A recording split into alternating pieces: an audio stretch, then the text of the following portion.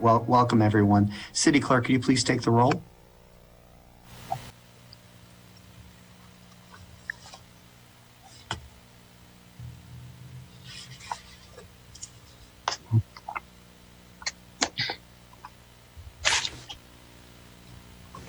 We can't hear you. I'm sorry. Yeah, I thought I was unmuted. I'm just going through wondering why I wasn't getting responses.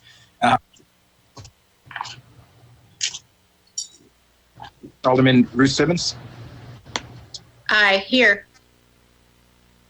Alderman Suffredin. Here.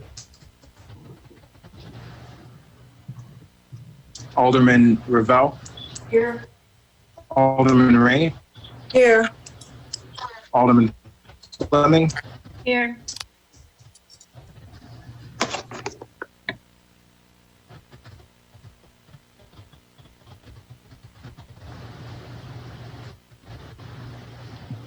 I didn't hear. Wynn. Here. And Alderman Wilson. Here. All right. Thank you, City. Thank you, City Clerk. Welcome everyone to the Monday, October 19th, 2020 special City Council meeting. Tonight we have two items on the agenda. The first item is I'll move to suspend the rules first.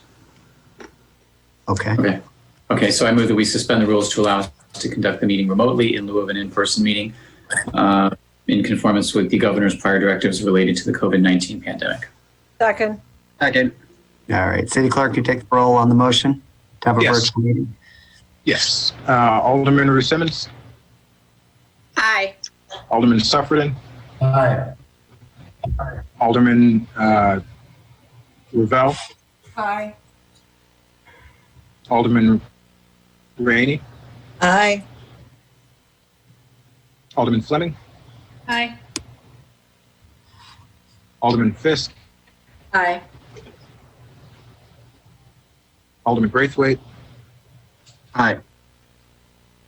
And Alderman Wynn. Aye. I'm sorry, Alderman Wynn and Alderman Wilson. Aye. All right. Thank you, City Clerk. The motion to have a virtual meeting due to the pandemic passes the Evanston City Council on a 9-0 vote. So welcome everyone. Today is this special City Council meeting on October 19th, 2020. We have two items on the agenda. The first item is for the interim city manager to present the proposed budget for 2021. So this will be our first formal conversation of that budget, and we will be having multiple meetings and discussions on that budget before it goes up for a vote for approval at the end of November. Second item on the agenda is a resolution to appoint Erica Storley as the permanent city manager for the city of Evanston. So those are the two items on the agenda. First up is any mayor announcements. Real quick. First off, I want to thank everybody. We had hundreds of people. Clerk Reid, I'm sure, will go over the numbers, show up today on the first day of early voting. So thank you, as always, Evanston, for being as engaged as you are and understanding the importance of the vote that each of us hold. I did get an email just saying, hey, I think there's a couple improvements you could make to the process. I'm sure the clerk's office and city manager's office is getting those. Again, today was the first day. We'll look at how that went and work with the Cook County Clerk's office and try to make those adjustments. Second is, I'm not going to give a deep report today. I may next Monday on COVID-19 and the pandemic. The numbers have been increasing across the country, in our state of Illinois, and also in the city of Evanston. Today, just to give you a sort of a snapshot of today we did well. I mean, today we only had one case, but yesterday we had 12 cases. The day before that we had 9. The day before that we had 22. So in weeks past, when I've been reporting our positivity rate generally ranging from 1% to 2%, which again is very good, and it's indicative of the good work that everyone in this city has been doing, taking this pandemic seriously. That positivity rate, the 7-day positivity rate, just jumped over 2% here in Evanston to 2.03. So still good, but the trend is in the wrong direction. Our 7-day moving average on the number of cases, a week ago, we were probably in that, if I recall, we were in the 6 to 7 cases a day range on a 7-day moving average. Today, we're close to 12 cases a day on the 7-day. So can't stress enough. We have to be vigilant. We all have to be wearing masks. We're going to be spending more time indoors, and we know the transmission is greater indoors. Social distancing is absolutely necessary. Good hygiene and good common sense about limiting your interaction nearby with other people. I know it's not easy, but we know it makes a difference and it keeps our numbers down. So let's keep being vigilant there. Lastly, I just want to Mayor Haggerty, I'm sorry, this is really important. Can you tell us if there is a particular community or demographic that's having the spike so that we know what kind of outreach to be doing, or is it broadly spiking? Yeah, so we do not see right now in the contact tracing that, oh yeah, it's related to just one. Again, I ran through those numbers, you know, when you got 1 case today and 12 yesterday and 9 the day before and then 22. We don't have huge numbers that you can, with confidence, project from and say, okay, this is happening. But our contact tracers, and again, we've been doing contact tracing since day one, have not indicated to our public health director or to me or to the interim city manager that there are cases rising in a certain segment. We certainly have seen a few more cases in our senior living facilities recently where we went a good, month or two without seeing too much there. We have, as a city, our emergency operations center meets every Wednesday. So this week, I will ask that specific question, Alderwoman, and bring back to the council and to the community on Monday if we've got some more relevant data that we can use to help people. Okay, lastly, I just want to do a shout out to 2 businesses here in Evanston that despite, the difficult moment that we're all in, have opened. One was, and this has been open for a little bit, but we just had a ribbon cutting last week for Commonwealth Running.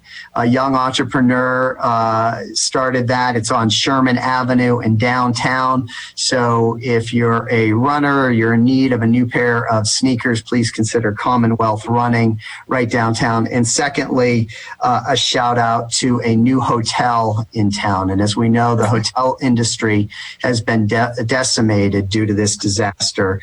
And Graduate Hotel, which is a chain in different college towns around the country, just opened. And I know that there's a small socially distant sort of outdoor, I think, event there that the chamber's holding for no more than 25 people this Wednesday. So congratulations to both of those businesses for opening at a difficult time and for sticking with us. We will, as a council, revisit because it's on the minds of all of our aldermen and our interim city manager. And I'd like to do this sometime I don't know if we'll have time in November or it might have to be right after that, touching base on the strategy and the action steps that our economic development department wants to take with our businesses here in town because of the struggles that they're facing. Did someone have a question when I just said that about the new businesses? I thought I heard somebody chime in.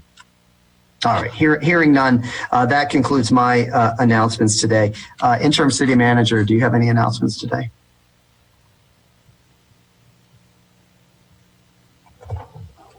I didn't hear that.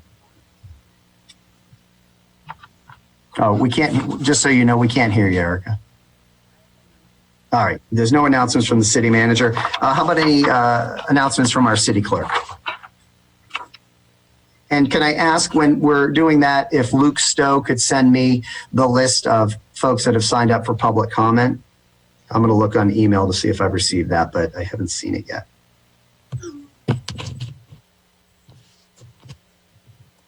Got it. I've got the list.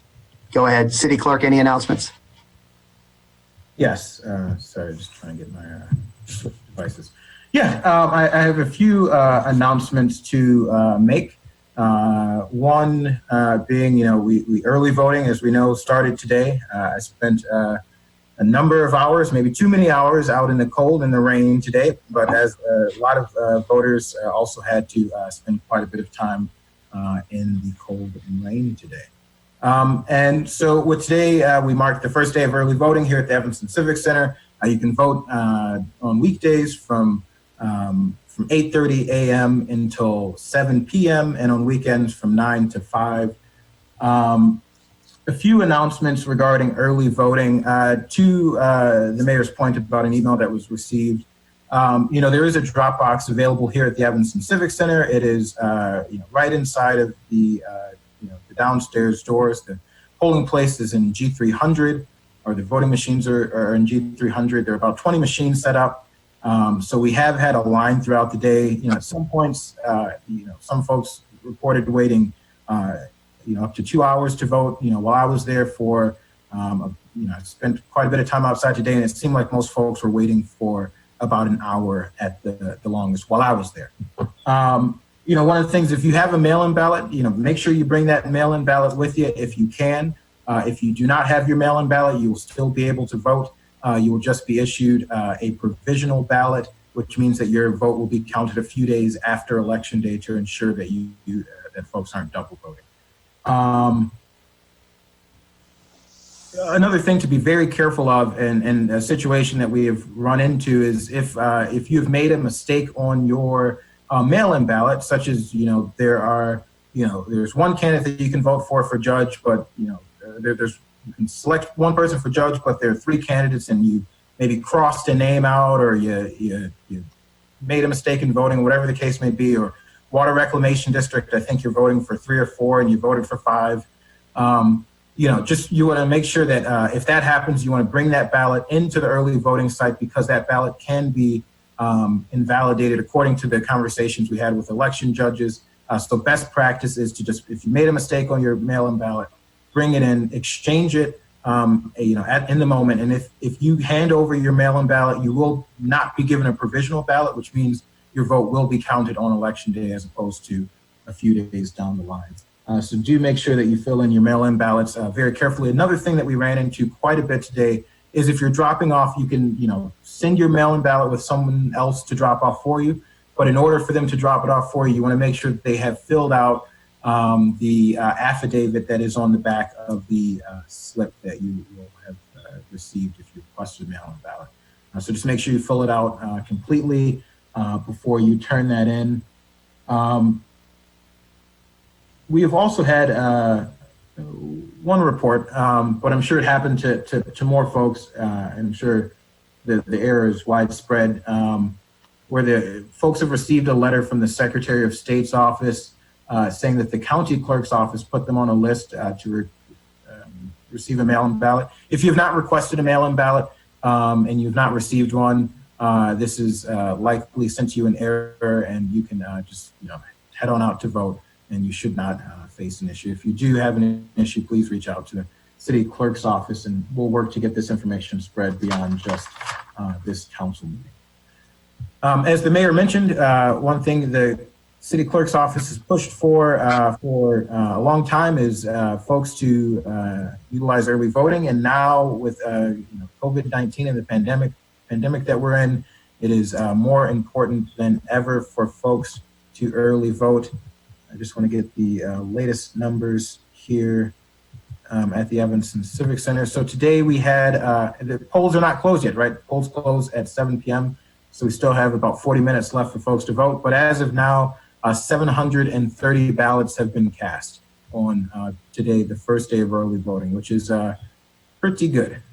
So Evanston should be proud of itself for that. And we'll continue to report the numbers out as we have meetings. I think, well, of course, we want to make sure folks come out and vote on Election Day. Here's one thing. If you are early voting, while I'm out there, one thing I've tried to do is if you see someone who is a senior citizen or someone who seems like they cannot stand in a line, for an hour and a half. If you are, a low-wage worker and you can't stand there, if we can give folks that opportunity to go vote. We've helped a number of folks today who could not stand out in the rain for too long, get in as quickly as possible and get out. And so if we can we're Evanstonians, we know how to treat each other. So let's do that on our own and help usher senior citizens and folks with disabilities and other ailments in quickly. And then if you want to avoid the long lines, currently there's you can check how many folks are early voting on the county's website. There's a live tracker. We'll try to get that posted on the city's webpage. The tracker seems to have not been working today, and folks have reported that it says that there was no line and there's a line, an hour-long line. So we want to address that. I would recommend, if you can, kind of delay your early vote. The first few days and the last few days tend to be the busiest. So, come midweek next week when it slows down, if you're able. If we can, we'll try to encourage seniors to come first thing in the morning, when there's been less contact in the building. And if you have a mail-in ballot, if I didn't say this already, you can just walk straight in. And one last point for members of the council and everyone, and for staff, if maybe Kimberly Richardson can help on this, we'd also take this offline. But we have the big blue box that is sitting out in front of the Civic Center that says drop box. I think it says on the side. And there were a number of folks who I had to very quickly yell at as they were pulling up, and they were going to drop in their ballot in there. And so two things, if we can, if city staff can put a big sign on that says, please do not put your ballot in there, just block it off temporarily, or whatever we can do. If there's something we can do to address the big blue box that says drop box, where folks can just pull up, that'd be helpful. And then also, if staff can open that drop box today, and if there are any ballots in there, if there's no affidavit, we know who the person's name is, and we can, offline reach out to that person and make sure that they can come in and drop off their ballot properly. So if we can check on that together. Great, That concludes my announcements for all right. Thank you, Clerk. Thank you, Clerk Reid. Alderman Ravel. Well, I just have a question for Clerk Reid. So if someone just has a ballot they want to just put into the secure drop box, they can just come. They don't have to wait in line. They can just go right up to the door and Yeah. You can just go directly up to the door. I shouldn't say just go right in. Sometimes the queue ends up building inside with only, there are 20 machines inside, but they've set up, if you haven't gone to early vote yet, normally the stations are set up where you register and get your ballot inside of room G300. Now they're right out in the hallway. So there are only about 3 or 4 people inside, I should say about 5 people inside at a time. So you just wait at the door. You'll be able to get in and out. If you're dropping off a mail-in ballot, I highly encourage folks to do that. Just make sure that, like I said, you've signed the box, and if you're dropping off for someone else, that they've filled out the affidavit on the back. But yes, you can get right in and out. Okay, thank you. Great. Thank you, Clerk Reid, and thank you, Alderman, for that question. And thank you for everybody coming out to vote. Over 700 people on day one is pretty impressive. We're now going to turn to the next section of our agenda, which is public comment. We set aside 45 minutes for public comment. I apologize. I did receive, I'm not going to read them into the record, but I do want to acknowledge public comment that we've received from 2 folks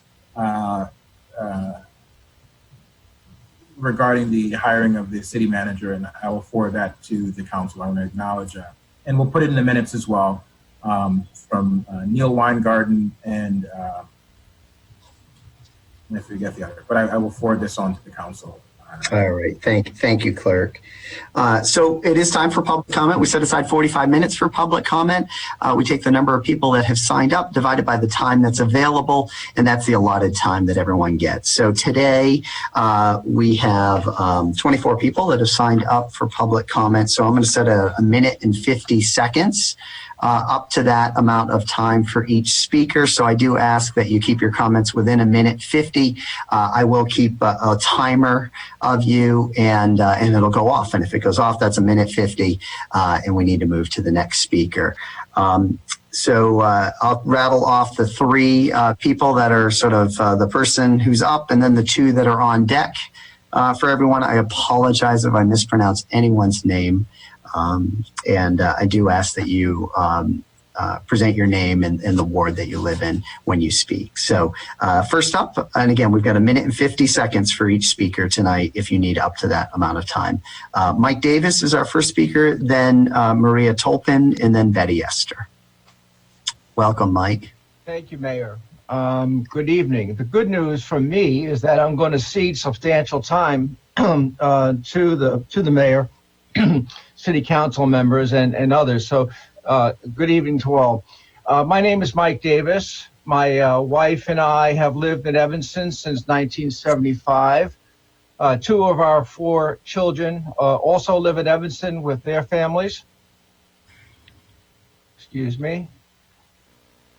And our grandchildren, and there are many here, I'm blessed to say, attend Willard, Haven, and the high school. I speak in favor of Erica Storley's appointment as city manager. Erica is smart, able, caring, steady, and experienced. She has helped lead us through this terrible pandemic. She will continue to help us do so. Erica knows our city's finances. Her experience is invaluable in helping us to solve the challenging problems that we face. Importantly, Erica loves Evanston. She lives here with her family, and she has worked hard on behalf of all Evanstonians. Care for Evanston and all of our citizens is her mission. Thank you. Stay safe and well.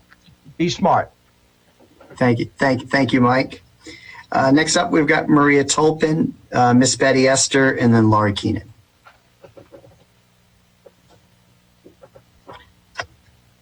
Do we have Marie? Yes, here I am. My name is Maria Tolpin. I'm a resident of the 6th Ward for the past 19 years. I'm a member of the Jewish Reconstructionist congregation in the 8th Ward and an alum of the Evanston Community Foundation's Leadership Evanston program.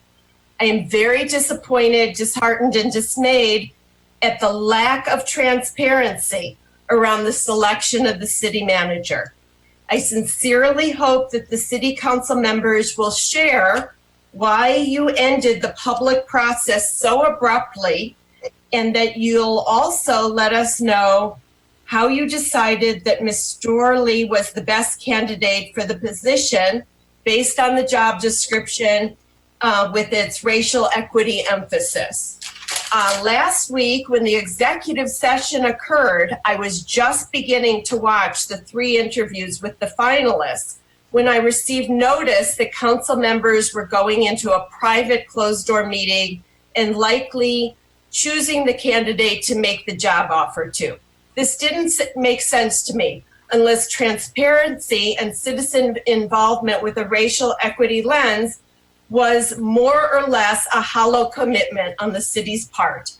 I've been part of several other protests in the past few years around city budgeting issues, the firing of Kevin Brown, former Director of Youth and Young Adult Division, and Mayor Haggerty's proposed hire of the interim manager without a national search. I strongly recommend that Mayor Haggerty and the City Council review the resolution from June 2019, which says the city has a commitment to end structural racism and achieve racial equity in Evanston. For both the city manager's search and the upcoming 2021 budget, I believe it is essential to have a more open and transparent process. Otherwise, the stated commitment to racial equity is suspect and may be nothing more than an empty statement. What Evanston needs is a genuine commitment to racial equity and ending structural racism in Evanston.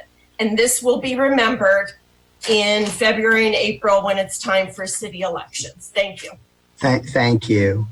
Next up, we've got Miss Betty Esther, then Laurie Keenan, then Michelle Hayes.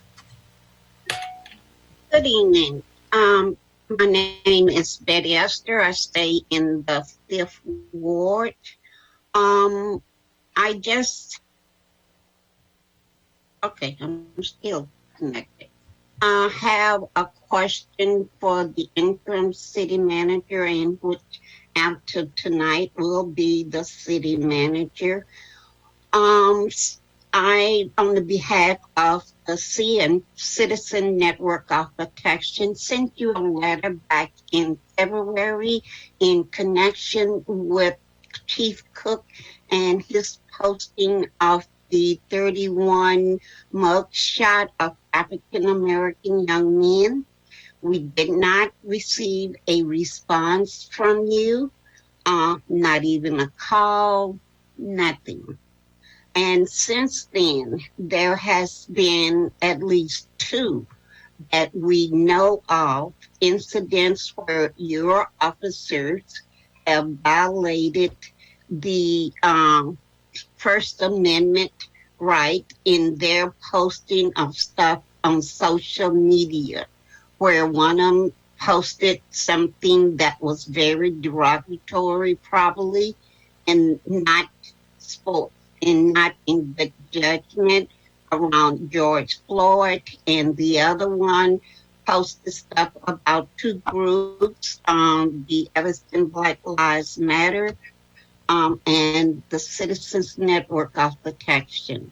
Yes, they do have First Amendment right, but the Supreme Court limit what public service can put on their social media in reference to citizens and what citizens are doing. We are still waiting for a response, and we need things to be open and transparent. We need to know who the officer was that posted the insulting posts around George Floyd, and the one that did the posting on the Evanston Black Lives Matter and the Citizen Network of Protection. And we also wanted to know what is going to be their punishment. What was the violation that you thought that they did violate, if you have saw fit to see if they violated any? We need to know that information. Thank you. Thank you, Miss Esther. Next up, we've got Laurie Keenan, then Michelle Hayes, then Peachy and Greco. Thank you. My name is Laurie Keenan, and I live in the 7th Ward. I watched with interest the city manager candidate forum a few weeks ago, but I'm concerned with the lack of transparency. I was hoping for more citizen participation and interaction, and feel like the community should have been involved much sooner. Once again, this feels like a sham of process, giving citizens the illusion that we would be involved, but once again, too little, too late. With a hand-selected group that seems like they were given a wink and a nod for who they should select.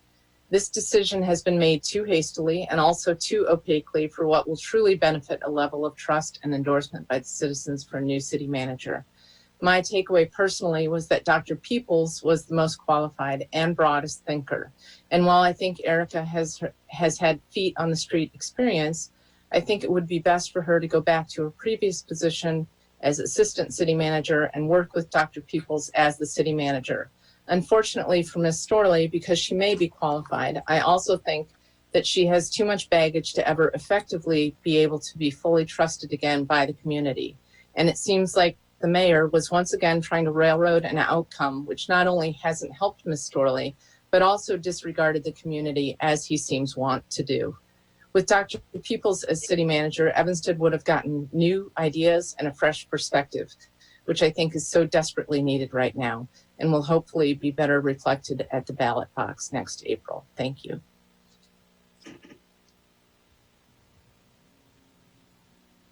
All right, thank you, Ms. Keenan. Next up, we've got Michelle Hayes, then Pete Giangreco, then Jane Grover.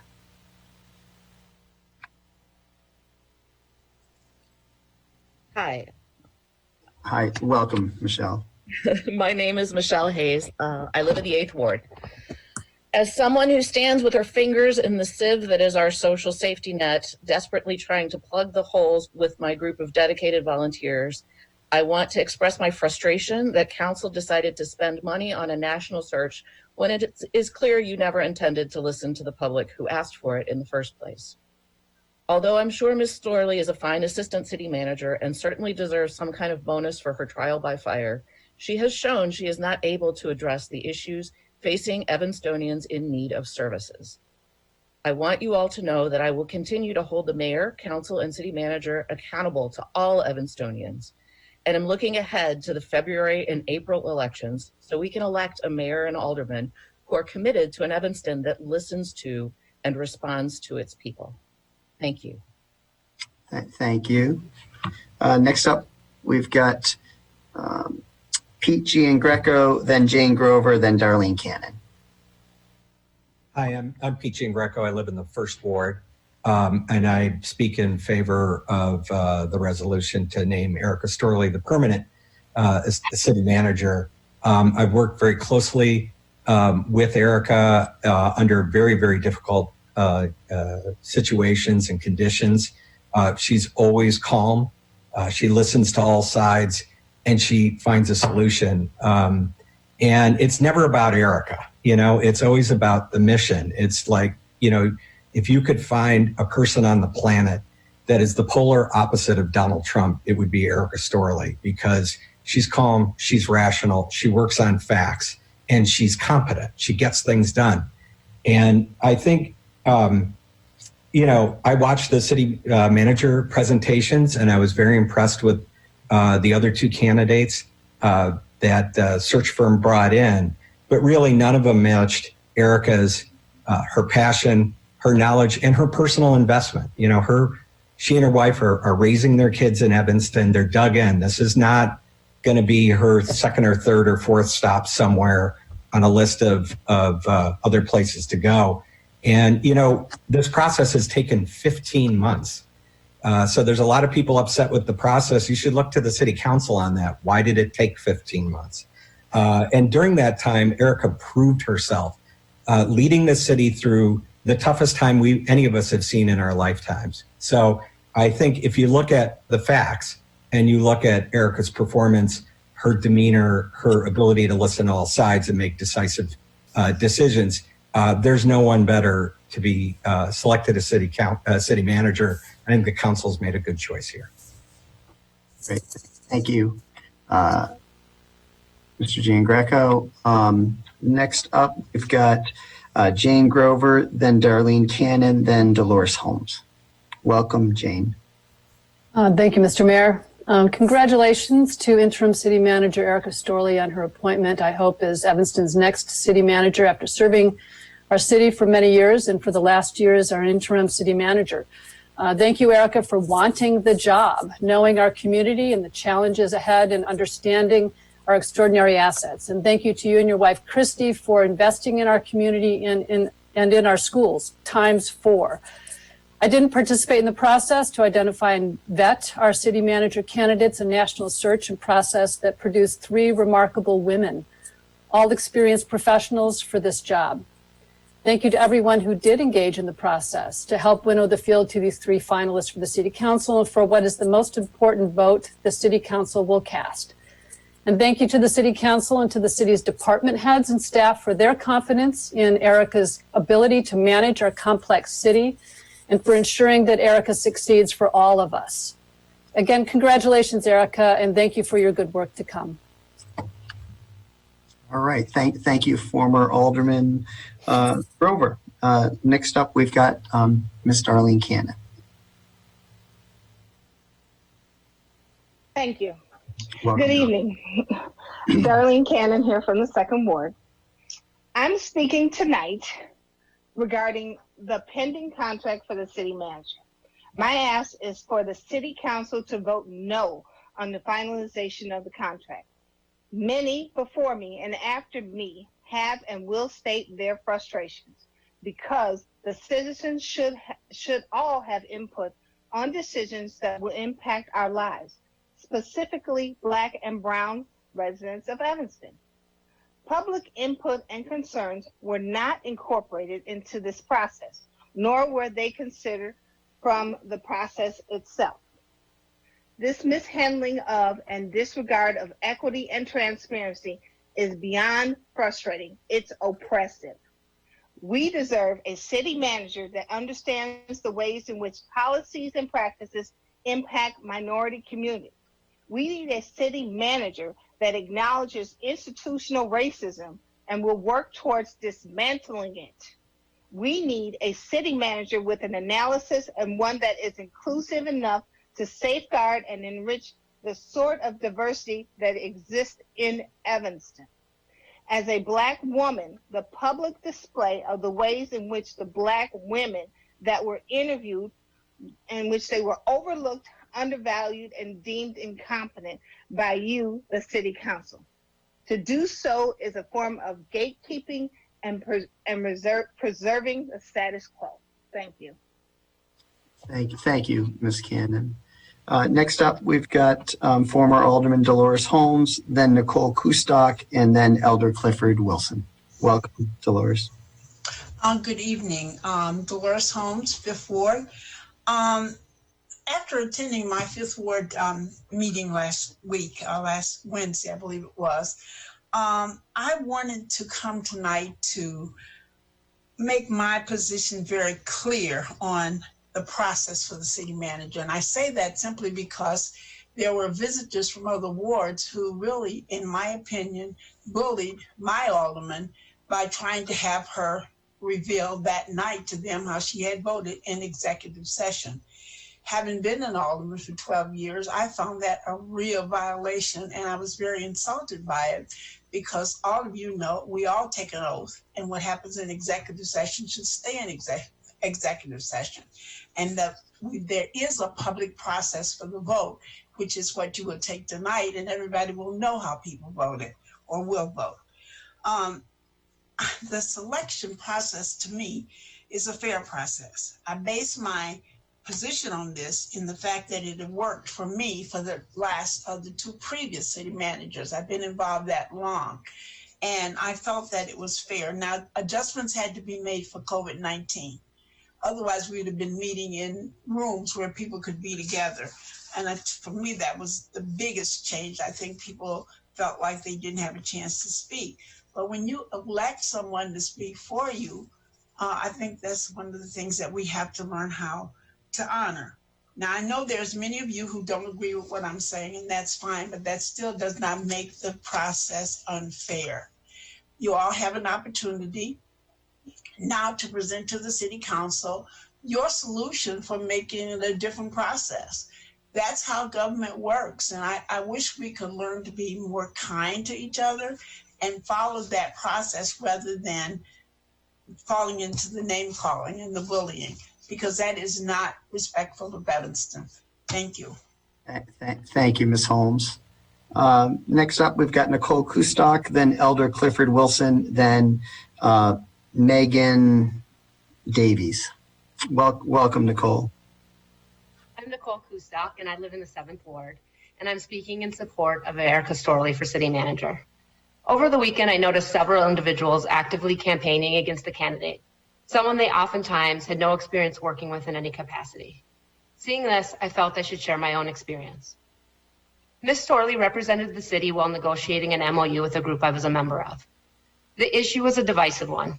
As is common in Evanston, it seemed everyone was forced to choose a side and take a stand. Yet Ms. Storley remained impartial and solution-oriented. She held true to 2 mandates. First, she ensured the city was financially indemnified regardless of the outcome. And second, that the legal ramifications of the deal were sound. She protected Evanston at each crossroads, to the point it yielded much more work for our group. To me, that's the essence of the job. I recall thinking then as I do now. that we could all be so fortunate to have someone steadfast and principled manage Evanston at some point in the future. And so here we are, after Ms. Storley herself advocated for a public process to fill this position. An independent search firm narrowed 70 applicants to 3, and now our elected officials have chosen 1. We have a candidate who's living in our community, sending her children to district schools, and has built a career in municipal service, all in Evanston. Amidst the global pandemic, she has done the job in question for more than a year. I believe that maintaining a fiscally sound city best allows Evanston continue the programming necessary to combat racial and social injustice. Ms. Storley has proven that she is uniquely qualified to do exactly that. Thank you. Thank you, Ms. Kustok. Next up, we've got Elder Wilson, and then Megan Davies, and then Daniel Rodriguez. Welcome, Elder. Thank you, Mr. Mayor, Mayor Haggerty, and the City Council for extending this opportunity. I'm Clifford Wilson. I serve as pastor for one of the churches in Evanston. I also serve as co-chair of Evanston Own It. We are a consortium of pastors representing congregations in the 2nd and 5th wards, specifically but not limited to those wards. We do many things in our fair city, but most of all, we are ministers of the Lord Jesus Christ, and as such, we pray. Therefore, our presence tonight is exclusively to pray for God's will to be done in a peaceful and orderly way. Dear Father, we thank you because you are our loving God, and besides you, there is no other. You are the God of our weary years. You are the God of our silent tears. You who has brought us thus far on the way. You, dear God, who has by your might led us into the light. Please, dear God, keep us forever in your path. Your word tells us that we should pray for those that are in authority. So we pray for each member of our city government. Oh God, will you please grant each of them the wisdom, direction, and courage to make the decisions that are fair and equitable, and most of all, that honor and reflects your love and righteousness. Your word teaches us that blessed are the peacemakers, for they shall be called the children of God. Dear God, we pray for your peace to control the hearts of all of the citizens of this our fair city of Evanston. And dear God, shattered beneath your hand, we will forever stand true to our God and true to our native land. This we pray in our Savior's name, Jesus the Christ. Amen. Thank you. Thank you, Pastor. Next up, we've got Megan Davies, then Daniel Rodriguez, then Tina Foster. Welcome, Megan.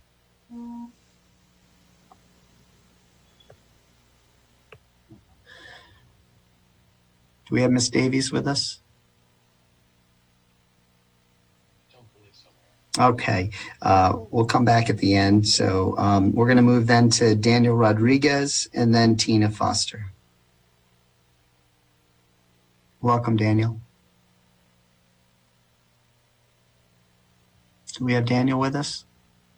If you're speaking, we can't hear you.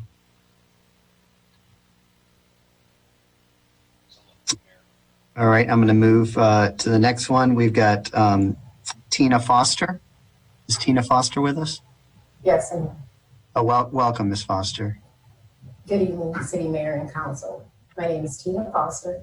I'm a 5th Ward resident. Tonight, I'm speaking on behalf of Reclaim Evanston.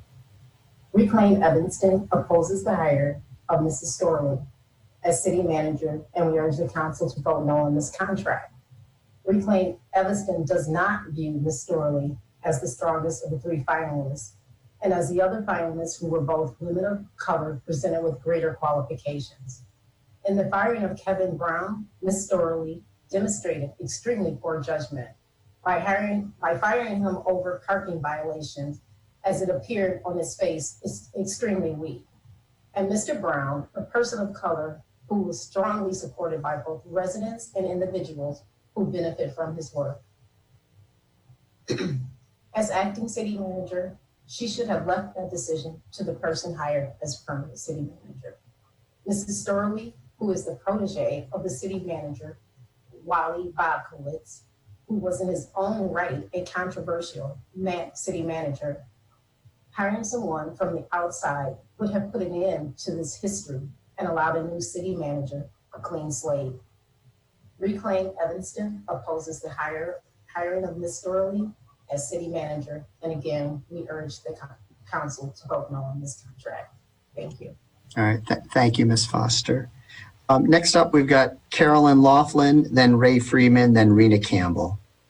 Welcome, Ms. Laughlin. Thank you, Mr. Mayor. I wanted to provide a public thank you to Alderman Suffredin tonight. And I think that it's important to note his extraordinary submission to the Evanston Roundtable today, where he laid out his perspective, his position regarding the city manager selection process with the fact in mind that Tom has been the only one of the 50 people on this call who has both been the person in the room with a place at the table who has decided to speak openly and candidly about the process. Tom has a really unique perspective. With courage and candor in his communication today, he vindicated and validated the many Evanstonians who have been challenging the integrity of the city manager selection process. Very importantly, though, at the same time, he demonstrated respect and professional courtesy and kindness towards Erica Storley. Finally, Tom spoke very clearly and with conviction about the right and the responsibility of Evanstonians to be heard, to ensure that their voices matter, and to hold accountable the elected city officials that have promised over the last year and a half or so to really make Evanston a leader in regards to racial equity and racial justice. I applaud Tom's leadership. I think that he can be held up as a model for what Evanstonians expect. And I believe that those in Evanston who are voting will be paying attention to this standard of excellence moving forward into the spring when we vote again. Thank you. Thank you, Ms. Laughlin. Next up, we've got Ray Freeman, then Rena Campbell, then Sharon Kushner. Good evening, everyone. Can you hear me okay? Well, welcome, Ray. We can hear you. Thank you. It's been an interesting couple of weeks with COVID-19 concerns, presidential election concerns, Supreme Court justice concerns, and here in Evanston, budget concerns, and oh yes, city manager concerns. My concern in choosing the city manager is in the process. The lack of citizen participation, lack of transparency, lack of discussion between residents and city council, and lack of discussion between residents and city manager applicants as well. The actions of the city council does not look like it's of the people, by the people, and for the people. Thank you, Chris Kruger. I remember Alderman Simmons saying at the ward meeting last Wednesday that you will have a public city manager discussion. So I'm thinking, what's a public discussion? That's with all the residents, right? No, it's just with the 9 of you and the mayor. So when do the residents have the opportunity to have a public discussion with city council or with the candidates, or for the most important position here in Evanston? Please don't tell us that 2 residents from each ward gives you a fair representation from 74,000 people, and no discussion with candidates. This is not fair or equitable, and hardly a public process. I thought the aldermen, alderwomen were supposed to represent all of the people in the ward, not just 2 from each ward. We still need those discussions now, before you've taken your vote, not after it's too late. You have waited 1.5 years to hire a city manager. You can wait a little longer. I have not said anything about any candidate for city manager, as we've not had enough input from residents, which comes first, and are not ready to make that decision right now. But I have to say that the process you used to choose one is reprehensible and without consideration for your constituents. The residents deserve better. We need the transparency and accountability that you keep talking about. And like the lady had said before me, a huge thank you to Tom Suffredin for speaking up for the residents. And I sincerely hope that it'll change some decisions and votes from other council members. Thank you very much.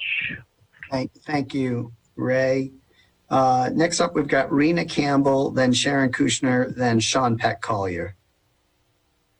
Yes, my name is Rena Campbell, and I've lived in the 8th Ward for nearly 15 years, but my kids would add that I also grew up in Evanston when dinosaurs walked the earth. Like many others here, I am very concerned about the pattern of weighty decisions made in haste over the years and changes that have disregarded public process. If we sound like a broken record, it's because these incidents occur on a regular basis. Do the right thing. It's 2020, and it is imperative that all decisions in our city government need to be made with an equity lens going forward. And we need a team who is willing to do the necessary work to get us there. If we say that we live here because we love diversity in Evanston, we need to live it and not just show it in yard signs and rallies.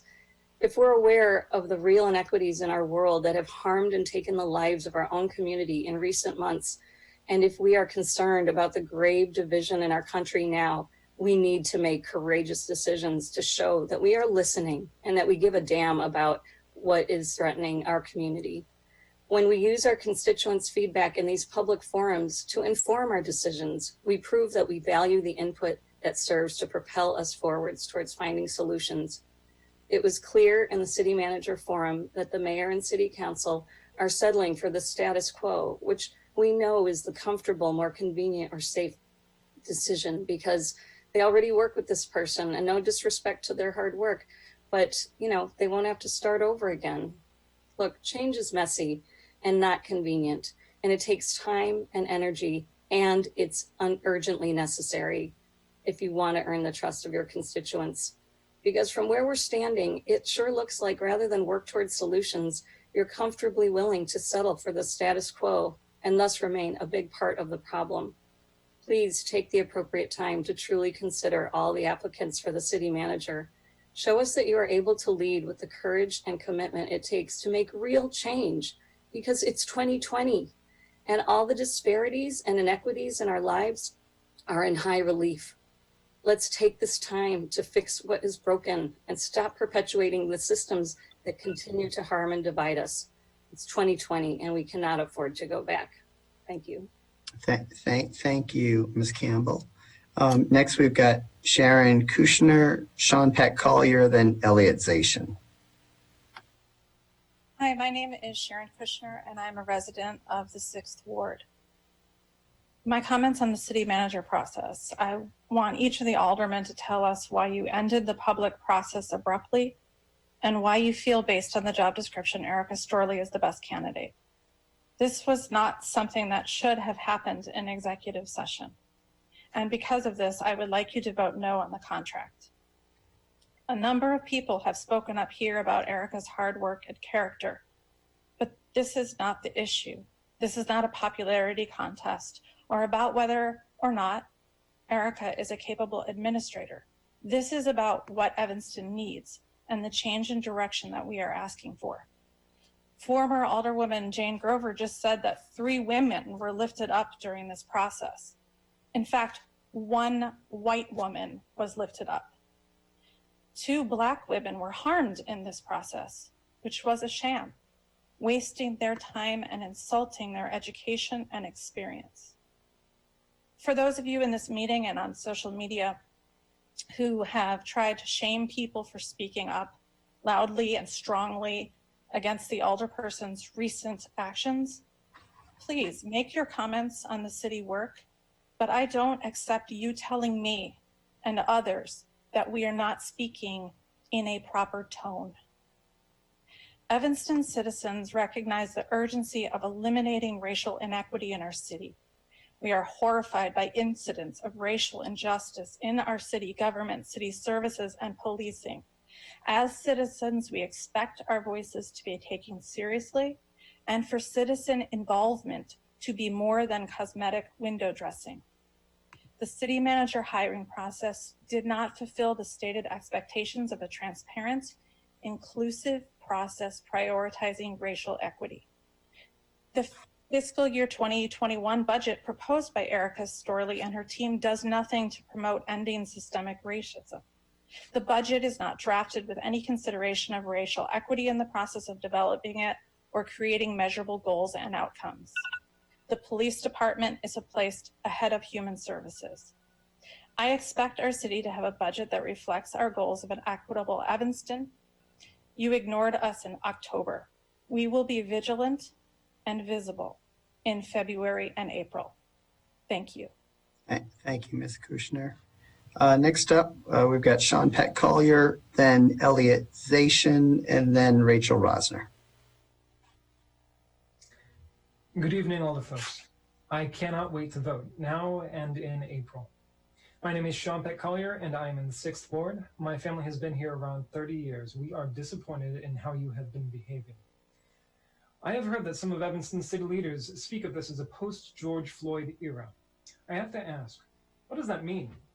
What has changed in Evanston since May to make it more equitable?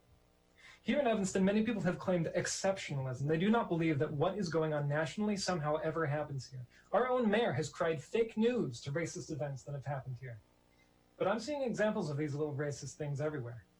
Evanston Police Department's recent annual report says that we're pulling over black drivers nearly 9 times that of white drivers. EPD's use of force reports show that nearly 1 in 5 of these incidents in the past 4 years started as a traffic stop. Our police officers belong to the Fraternal Order of Police, which has endorsed Donald Trump. Our black city clerk has had his elected powers to ensure transparency systematically dismantled by our primarily white city leaders. Our affordable housing is being used as a means to push through luxury apartments, and our city does not even enforce the affordable housing requirements in these new buildings. And now we've seen an incredibly qualified black city managers dismissed in favor of a white city manager who could not bring to the table what they have. This is in a process that lacked transparency and actual public input. We're seeing the police budget increase in funding while all other community services are defunded, and the new alternative to policing program is being given a pittance compared to what other successful models have needed in order to succeed. The proposed budget calls for an increase in property taxes when we know this is one of the many things that are pushing our neighbors of color out of town. White supremacy is an engine that keeps on running because people keep putting fuel into it. Stop it. Just stop. All the folks, vote against accepting the new city manager contract, pick another city manager, or place a 1-year term into this contract. Many have spoken in favor of her. I cannot help but notice that most of them are white. And tell us how you voted. Be transparent about it. We may have elected you to work for us, but our voices don't end there. Our own city council has asked us to hold them accountable, and we will. Older folks, increase the budget allotment for the alternative to policing pilot to more than $200,000. Reinvest from the police budget into this program, as more people than I care to count have asked you to through email, public comment, and through marches. Older folks, do not increase property taxes. Sean, we're way over our time. Thank you. For the do what comment. your residents have asked you to do. Take our voices seriously. Thank you. Thank you. Next up, we've got Elliot Zation, Rachel Rosner, then Allie Harned. Welcome, Elliot.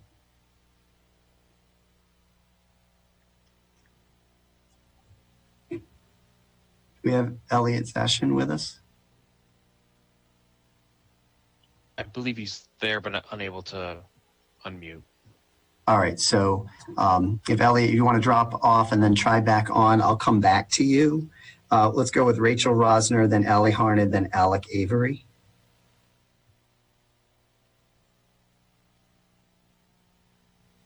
Do we have Rachel with us? Hi, yes, I'm Rachel Rosner, a lifelong Evanstonian, resident of the 9th Ward, and the president of Citizens Greener Evanston, a group of over 2,700 members.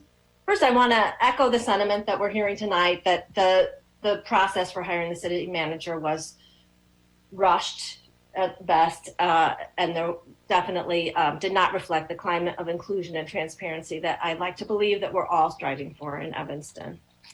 With respect to the budget, I sent a letter to City Council and the mayor reflecting expertise of many environmentalists in town, but I want you to hear from my voice. I recently learned the concept of a budget as a moral document. And I really hope you take this to heart as you read through it. And I thank you for reading through this 300-page document. Evanston's Climate Action and Resilience Plan. Increasingly, there's a need to focus on that R for resilience in CARP and the intersection between equity and sustainability in our town. I think just please do review my letter and take to heart the urgency of climate mitigation. As we know, like with COVID-19, those our most vulnerable residents are going to be the ones who face the gravest consequences as we see increased heat waves and flooding and climate migration in Evanston. Thank you. Great. Thank you, Rachel. I'm going to, we'll go with Allie Harned, then Megan Davies, and then Alec Avery. Welcome. Allie? Hello, can you hear me now? Welcome, you're on, yep. Great. Good evening, honorable everybody. I'm Allie Harned from the 2nd Ward. I've spoken on this issue several times, so I repeat all my previous comments. I still feel it was not a transparent process. It wasn't fair, and the best possible candidate was not selected. I encourage our alder people to vote tonight the same way that you voted on that Thursday that was just a few hours after the public forum. Be honest and tell us how you voted. And then I also expect my alderman and other aldermen to speak up and say how you voted and why, convince us why that was the best possible answer. I'm just making an observation of the comments so far tonight that as usual, it seems that the people who are supporting the work of this council and this mayor are the wealthy and connected members of our city, and the people who are speaking up against it are the activists. And we are not rabble rousers who are stupid and dumb and just want to make trouble. We are passionate and we do research and we come to these meetings and we read and we attend community meetings and we lead community meetings. We deserve to be listened to. And I want to especially elevate the people of color who have spoken up, because they should be listened to. And people who have spoken in favor of Ms. Storley by saying that she's professional, she had the right demeanor, she has the right countenance, or whatever, some words that I heard. Does that mean that the Black women who were also in the position of possibly being hired did not? That is not okay to say, and that is not okay to think. So I want to just say all that. Get a pen out if you're interested in getting involved. I'm going to give you a website in a minute. I do wish Ms. Storley luck. I hope that she will really listen to this, and I would encourage everybody to listen to these comments over and over and try to understand what we're saying about how white supremacy is leading the way, and it can't, it shouldn't.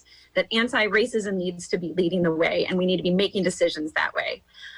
So I hope that Erica will lead the way in listening to us and not feeling unheard, because I can tell you, and you can see from all of this, that we feel unheard.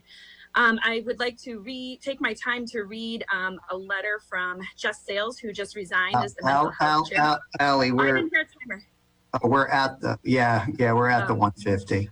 All right, friends, I'd like you to go to bit.do.ev/gov survey if you'd like to get involved, or go to Evanston Voter Initiative Facebook page and get involved. We would love to have you get involved for the April 2021 elections. Thanks. Thank you.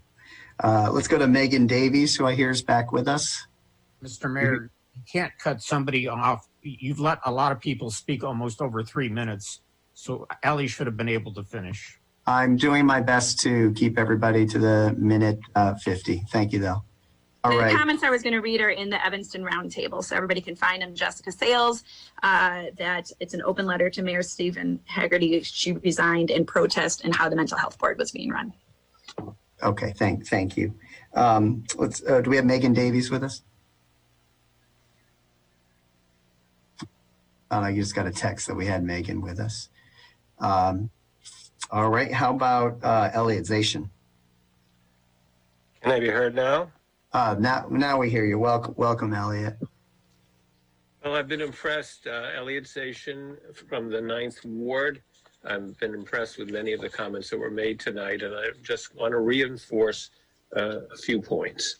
I feel that the council majority has done a major disservice to themselves and to their constituents. We were promised a transparent process and significant public input, but in the end, the council majority abandoned that commitment. So how are constituents supposed to believe that the council majority's decisions were made in good faith? Two formidable outside candidates were passed over despite presenting impressive, relevant credentials and speaking to directly how they would deal with racial equity. So both the process has been undermined and the choice made suspect. Did the majority ever intend to select anybody but Ms. Storley? I don't know. The council majority has a chance to salvage some credibility tonight. First, they can reveal how and why they arrived at their decision, explaining why they considered Ms. Storley superior to either of the other candidates. And two, to agree to postpone ratification of the proposed contract and either continue the search with public input or allow the next mayor and council to make the final decision. Thank you very much. Thank you, Mr. Zashin. How about Alec Avery? Are you with us, Alec? Hi, I'm here. Okay, welcome. Hi. So my name is Alec. I'm a resident of the 6th Ward. I've lived in Evanston for 19 years, all of my 19 years. And I guess throughout all of this process, I only first started getting more involved in the local politics of Evanston within the past maybe like 6 months. I would say since the George Floyd incident. And I've just seen, well, what I've seen here has been like a more disgusting and personally very scary, like willful ignorance of all of these voices I hear around me. Like all these people I know who have grown up in Evanston who are experiencing, like, who actually experience the repercussions of these decisions being made. Like people who get beaten up by the Evanston police. Like I know people who have been beaten up by the Evanston police. I know people, like it's just people, like our population is hurting and we make it clear, at least so many people that I know have made it clear that they need systemic change. They need redistribution of funds from these services that are hurting them into services that will help them. And from what I understand, I see that Erica is supported by like several of her colleagues and that people are asking the population to just trust them.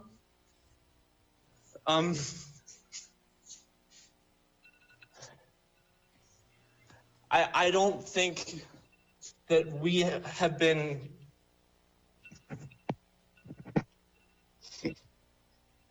Alec, we're I up know at this it. time's going on. Yeah, if you just want to, I'll let you Yourself. wrap up if you want. From what I have seen, there's no evidence that we should trust our current administration to just care for our citizens. Given what they have done so far, given that Erica has proposed a $4 million rise in the police budget. Thank you. That is all. Thank you, Alec. And our last speaker tonight is Mike Vasilko. Welcome, Mike.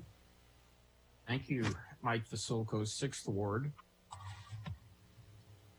Today's roundtable article featuring Alderman Suffredham's comments is very enlightening. In fact, it reinforces the public belief that the city manager search process was in fact a sham, and it's worth repeating. The city manager search process was a sham. To former Alderman Holmes, it's not a requirement for an executive session member to keep silent. In fact, state law protects anyone who shares what takes place in executive session from the kind of intimidation that you just spoke of. Some aldermen, in particular Alderman Holmes, and Alderman Ruth Simmons and Braithwaite, they're turning your back on your community, voting in favor of an inexperienced white candidate and against two highly experienced, highly qualified candidates who happen to be Black women. The racist perspective is impossible to ignore, but the reality is, that the mayor, Mr. Mayor, and the council are simply more comfortable with an inexperienced person who will gladly take orders from your group and those officials who have a separate agenda. Voting in favor of an experienced and honest city manager could have brought a wealth of new ideas to Evanston. Reopen the search, hire Marie Papils as the city manager. Others have mentioned it. Erica Storley could be continue her position as assistant city manager. Those few people who called in to support Erica, obviously have political connections to her, as well as represent, Evanston's 1%, which is unfortunate. Thank you, Mike. So before Mike finishes, Mike, could you tell me who told you who me and Alderman Braithwaite voted for? I'm just curious where you're getting that information. Could you share that? I know who was going to vote against this negotiated contract, and by simple math, we know that you were put forward as the rest of the council was going forward against a new nominee, a new candidate versus the status quo, and it's really. Do you mind sharing where you got your information? That would be helpful. I read the newspaper today. I read. I've heard all kinds of reports circulating around town. I wrote to you about it several times. I came to your council meeting actually, and I did not. And so tell me, Mike Basilko, are you going to say who told you? Are you going to say who told you who we voted for? Well, I think I answered the question. So let's. If you'd like to debate it, I'd be happy to debate it. No, there's no debate. So you read it in the what paper? The round table, and it said that who I voted for? Because I'm just curious, because you'll learn more about the process and what did and did not happen. So I don't appreciate you making a statement. Do I get a chance to talk? You don't have to. I'm done with my comment, and I'm done with public comment. So I look forward to Mayor Haggerty and staff sharing the process. Was for Erica Storley. You're part of that majority. So let's. This is going to conclude public comment. I think we've gotten through everybody. Mr. Mayor, is Megan? Is she with us? I called on her a couple times. Megan Davies, are you here? Yeah, we're not. For some reason, we have not. Can you hear me though? Oh, there you go. Well, welcome. I'm sorry, I'm having a lot of technical problems. That's okay. So I think you're going to be our last speaker today, Megan. So you got a minute and 50 seconds if you need it. Welcome. Okay, thank you so much for your time. I just would like to know why the decision was made so quickly after the 90-minute panel.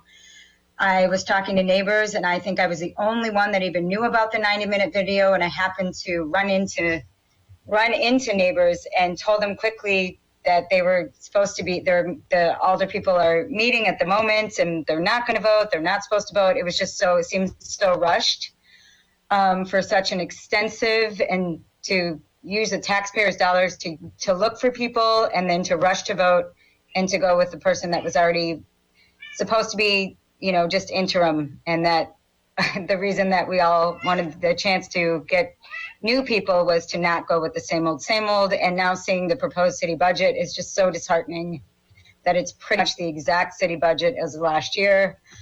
And it just makes me really saddened. I think we have some wonderful things going on in this city, but the fact that with everything that's been going on in the last 6 months, that the police budget has actually increased and the Health and Human Services is 1%. And how could we not be appalled?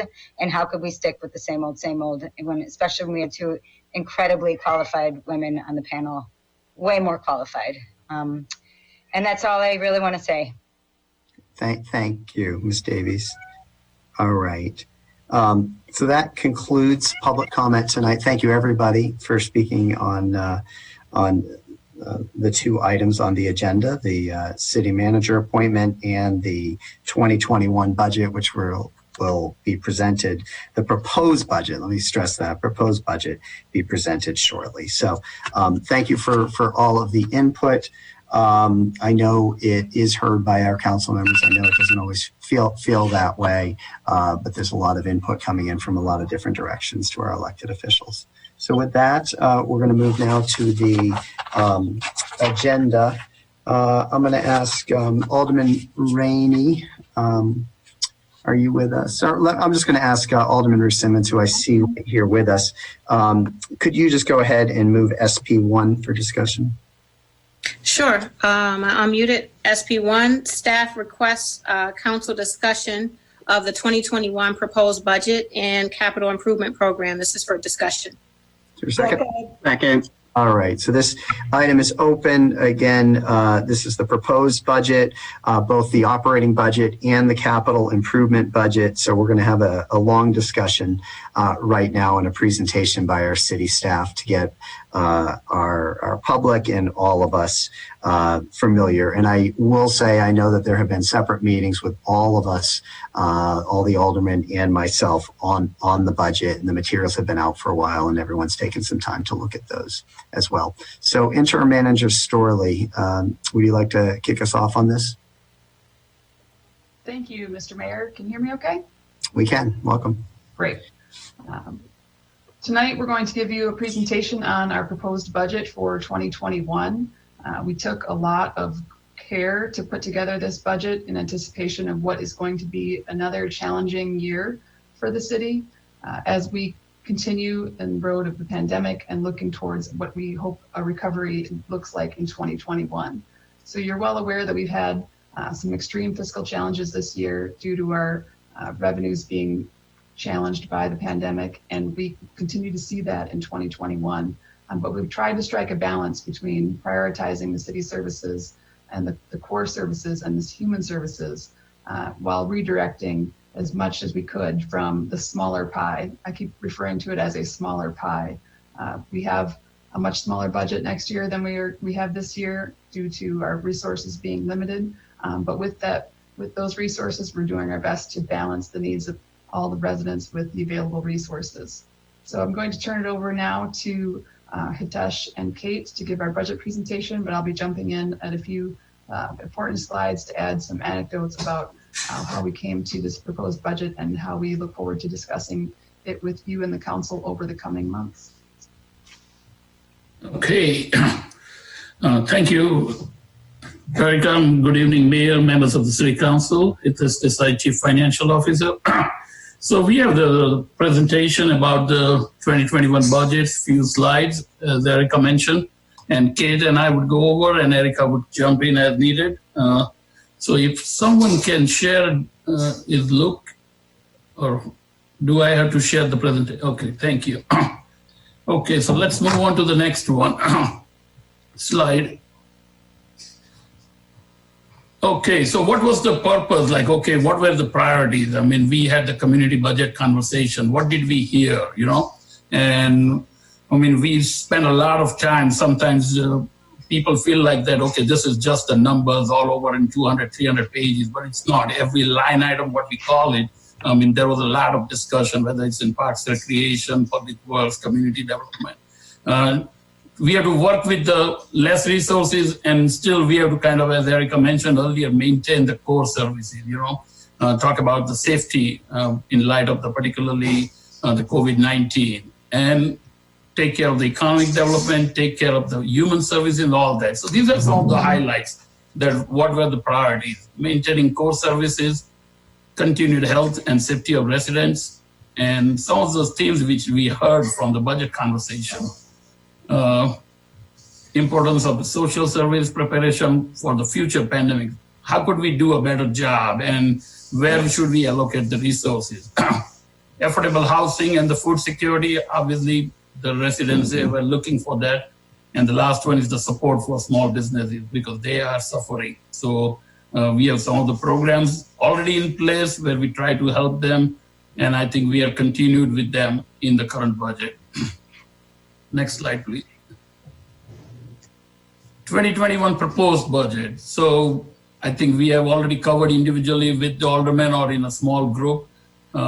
It's around $299 million, little under $300 million, which is a decrease of around $20 million from the last year, 6.5%, because of a couple of big capital projects. One of them is the Crown and the other one in the water capital. Obviously, general fund has also decreased. We have a loss of revenue, so to match that, we have proposed the reductions in the expenses. So that budget is going down too. Next, please. Okay, this is chart just to kind of summarize, what we are proposing by the funds. So the public safety pension funds, of which is police and fire pension, contributes around 9% of the total $300 million fund. Enterprise fund, which is the big one, almost 1/4, which is like our parking fund, water fund, sewer fund, and solid waste fund. Capital projects, obviously 5%. Special revenue funds, where we have motor fuel, CDBG, and other special funds. Then the next one, okay. How do we do it in the 2020? Because that was kind of a little bit of our helps us to have a correct base how to project the numbers for 2021. So in 2020, we still project around $12 million of the revenue loss, which is around 10% of that. Sales tax, income tax, no loss in property tax, I think I mentioned earlier, and that's very good news in terms of helping us our cash flow and the fund balances. But yeah, we are suffering a lot in our home rule revenues too, like a parking tax, the local gasoline tax, parking fines, and hotel tax, amusement tax, athletic tax. So we propose some expense reductions and some new revenues during the 2020, and that amounted to around $8.3 million. So, and we had already budgeted $1.6 million for the 2020. So after taking into account 8.3 and 1.6, we project right now that we might end the 2020 with around $2 million in deficit. And obviously that would be drawn against our existing fund balance, which is right around $15.8 million as of 2019. Next, please. Okay, moving on to the 2021 general fund projected revenues. Against the $12 million as we transition in the COVID-19 and hopefully near normalcy to at least towards the end of the next year, we still expect around $8 million in revenue losses. And again, this would be major in our home rule taxes. Like I mentioned earlier, amusement, athletic context, hotel tax, real estate transfer tax, parking tax. Moderate losses in sales tax and income tax. Yes, based on the current trend, we have a moderate losses. Even in income tax, we had slightly better off at the end of the 8 months compared to 2019. So, but we had to account for the census workers and making money, and then we had the unemployment insurance payments going out. So we'll have to see how we do the next year. And one of the things which we heard while we were on the will tax season in August and September about the late fees, particularly after the September deadline, some of the people residents were not happy with the fee of $42.50, which is 50% of our regular charge of $85. So we are proposing for the next season to bring it down to $25. Next, please. 2021 budget balancing. So we have the baseline general fund deficit of $4.5 million. And what we did, and I think we have shared the worksheet, it is part of our proposed budget. So we have $2 million in the new revenues in the general fund. We have $2.5 million in expense reductions. We have elimination of the 15 positions. We have 26 positions we're going to be held vacant for the 2021. And only one position added for the property maintenance inspector. Next, please. Okay, so the proposed general fund. So again, if you look at within general fund, the Public Works Agency is around 11%, same thing for the Parks Recreation. Fire Department is at around 22%, Police Department at 37%, and some of the other departments, city managers, and they make up the rest of them. So obviously police and fire, the public safety, they kind of lead in terms of the portion of the general fund. Next, please. Budget balancing, what we did in the budget balancing. Again, where did we cut the expenses? And you would see that police department was hit the hard, 46%. So roughly half of the expense reductions which we have proposed in this one, they're coming from the police department. Atash, can we just take a moment to do a point of information, because there are many comments that we've heard this evening, but I think one of the easy ones for us to correct, and we'll deal with the other ones later, is how much again has the police department budget been reduced in this particular budget, please? So in the budget balancing worksheet, let me bring up the we actually have, I think in about 3 slides, we're going to have that number. Okay. So we can skip up to it if that would be helpful at this moment. We'll continue with the presentation, Kate. Okay. We'll get Thank to you. it. Fine. Thank you. Okay, so yes, this is the distribution of the expense cuts. And as I was mentioned, that the police department 46%. The other one is the second largest is coming from administrative service, which includes the facilities, fleet services, IT, HR, and some of the other departments. And then the rest of them, like public works, has around 7%, and then the parks, recreation, health, and the other departments making up for the remainder of the thing. Okay, next, please. I would just like to Sure. jump in quick. Sure. So on this slide, the approach that we took to this year's budget, we knew we had to make reductions. And instead of saying we're going to do 5% across the board or 10% across the board, or like everybody's getting an equal distribution of the cuts, we tried to be very surgical about it.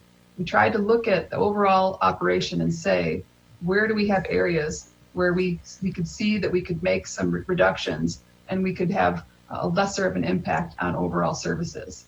It's more of an impact if you just say across the board, we're going to cut the exact same percentage from everybody, because not every department has as much to give. So the surgical approach, I think, worked out a lot better in this budget, because you see that there's reductions in areas where we typically haven't reduced in the past. In the 16 years that I've worked for the city of Evanston under 4 different city managers, never once have we reduced police officers in a budget to actually propose the elimination of a police officer position. We've held them vacant a couple of times, but we've never actually reduced them. In this budget, as you can tell from the 46% cut, is eliminating 11 officer positions. We're going to get into that a little bit more in a few more slides, but I just wanted to highlight that on this particular slide. So Hitesh, go ahead. Okay, and I think Kate can cover, next one. Let's go to the next slide where the details. Okay, sure. Go ahead, Kate. Thanks. Kate Lewis-Lakin, budget coordinator for the city. So this slide discusses the positions that we eliminated that are included in the 2021 proposed budget, and specifically in the budget balancing worksheet. So to just address, council is pretty familiar with this method because we've used this practice in the years that I've been with the city and for a number of years so far. that we produce a proposed budget for the general fund that is initially unbalanced. We call that sort of the baseline budget, with all of the revenue that we expect to come in next year, including that $8 million loss of revenue that Hitesh discussed. And then we project expenses as if current state were present. And that's what kind of goes into our baseline general fund budget. And that's what you see in the detail pages of the budget as it stands now. We do this so that we can sort of isolate all of those substantial programmatic expense changes that we're proposing in the budget. And those all sit in the budget balancing worksheet that you'll see in the budget summary on the website, as well as at the front of the budget document in the transmittal letter. So just to sort of clarify again what our method here is and how we're presenting that information in our budget document. So as we go through the budget balancing worksheet, we have a few highlights on the slides here from that worksheet. Some of the items that are, of course, the most impactful in terms of cuts, as well as some of the most impactful in terms of changes in community services. So we're going to be highlighting those here in the presentation, and then that full list is again available in the budget summary that's on the city's website. So to come back to positions that we've included that are eliminated. So we've included the elimination of 15 positions from the city, and that's a savings of $1.2 million. Of these, 11 of them are police officer positions, and these are all currently vacant positions in the police department. This reduces our sworn officer count from 165 in the sort of authorized budgeted number down to 154. Current employment right now is 146 sworn officers and command staff. So the city will not see a reduction in service as a result of these vacancies being eliminated, since we're already currently below that 154 number that we're proposing to budget for next year. And then below are just a few more other positions that are being eliminated. The art design coordinator, records input operator, towing coordinator, and an assistant communications coordinator. Other than the art design coordinator, those three other positions are all also in the police department, though they are not sworn officers. Another method we're taking to achieve some savings in this budget is to hold positions vacant. So these are positions that we would like to reconsider for 2022, when we hope that revenue will be recovered some from 2020 and 21. We think that they are important to operations, so we're not recommending that they be eliminated, but we can get by. We can go a year not filling the position, not budgeting for the position then, and reconsider them for 2022. So there are 26 positions on the list. Those are sort of distributed across the departments, and I think I've got that on the next slide. And that accomplishes a savings of about $2.3 million. We've added just a little bit, $350,000 across some of those departments for overtime, for temporary staff, and to some contracts to support, again, where some of those vacancies are occurring that we're proposing to hold, and backfill some of the work that needs to get done in those areas. So again, this slide just shows the distribution of held vacancies across departments. You'll see the police department also has 6 positions that are proposing to be held vacant. The fire department has 3, which is a pretty low number for the employment in that area. So we're hoping that fire staff can be well staffed up to be responding to emergencies and being present for the community in this important time.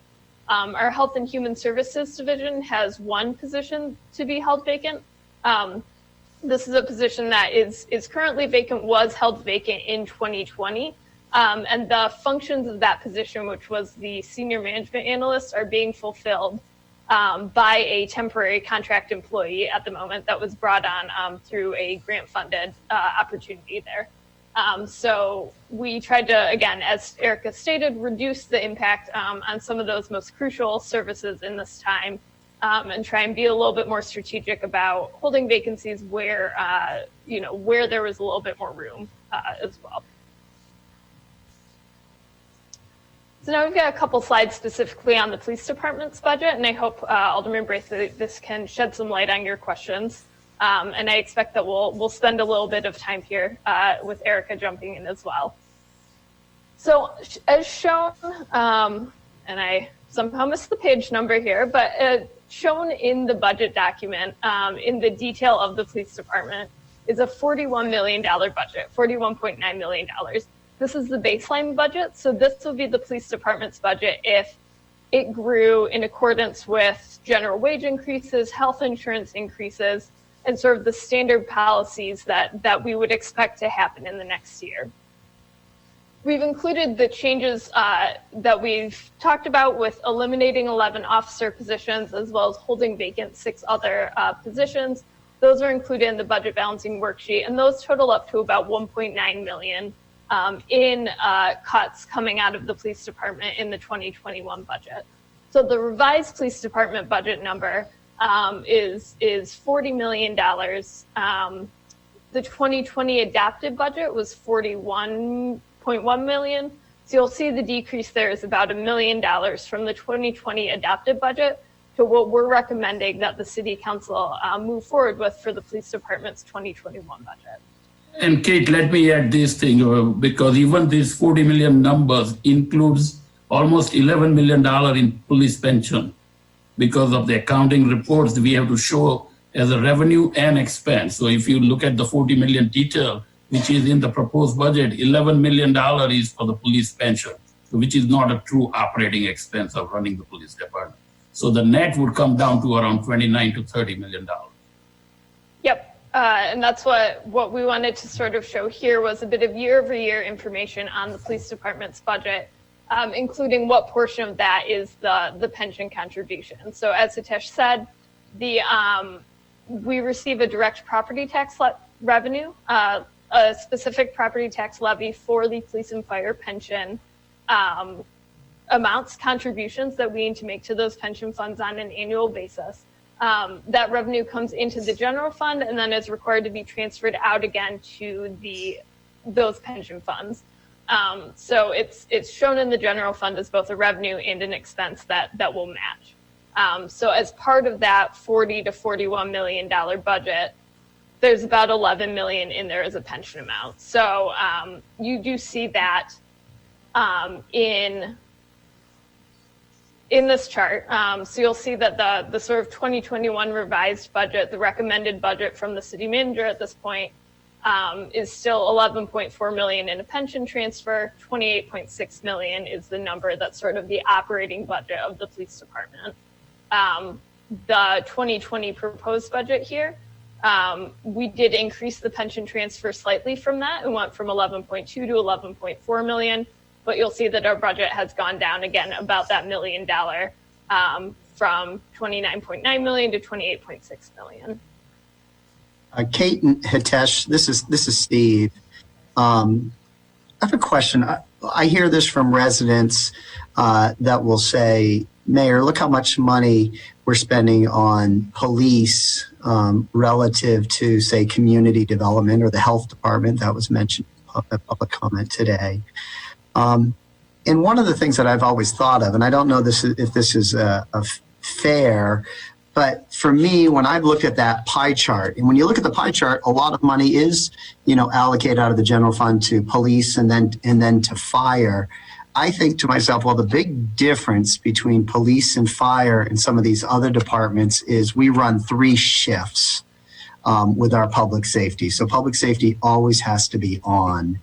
And therefore, if you really wanted to do an appropriate comparison, it's almost as if you should take a third of, the fire and police amount and say, okay, how does that look stacked up to parks and recreation or some of these other departments?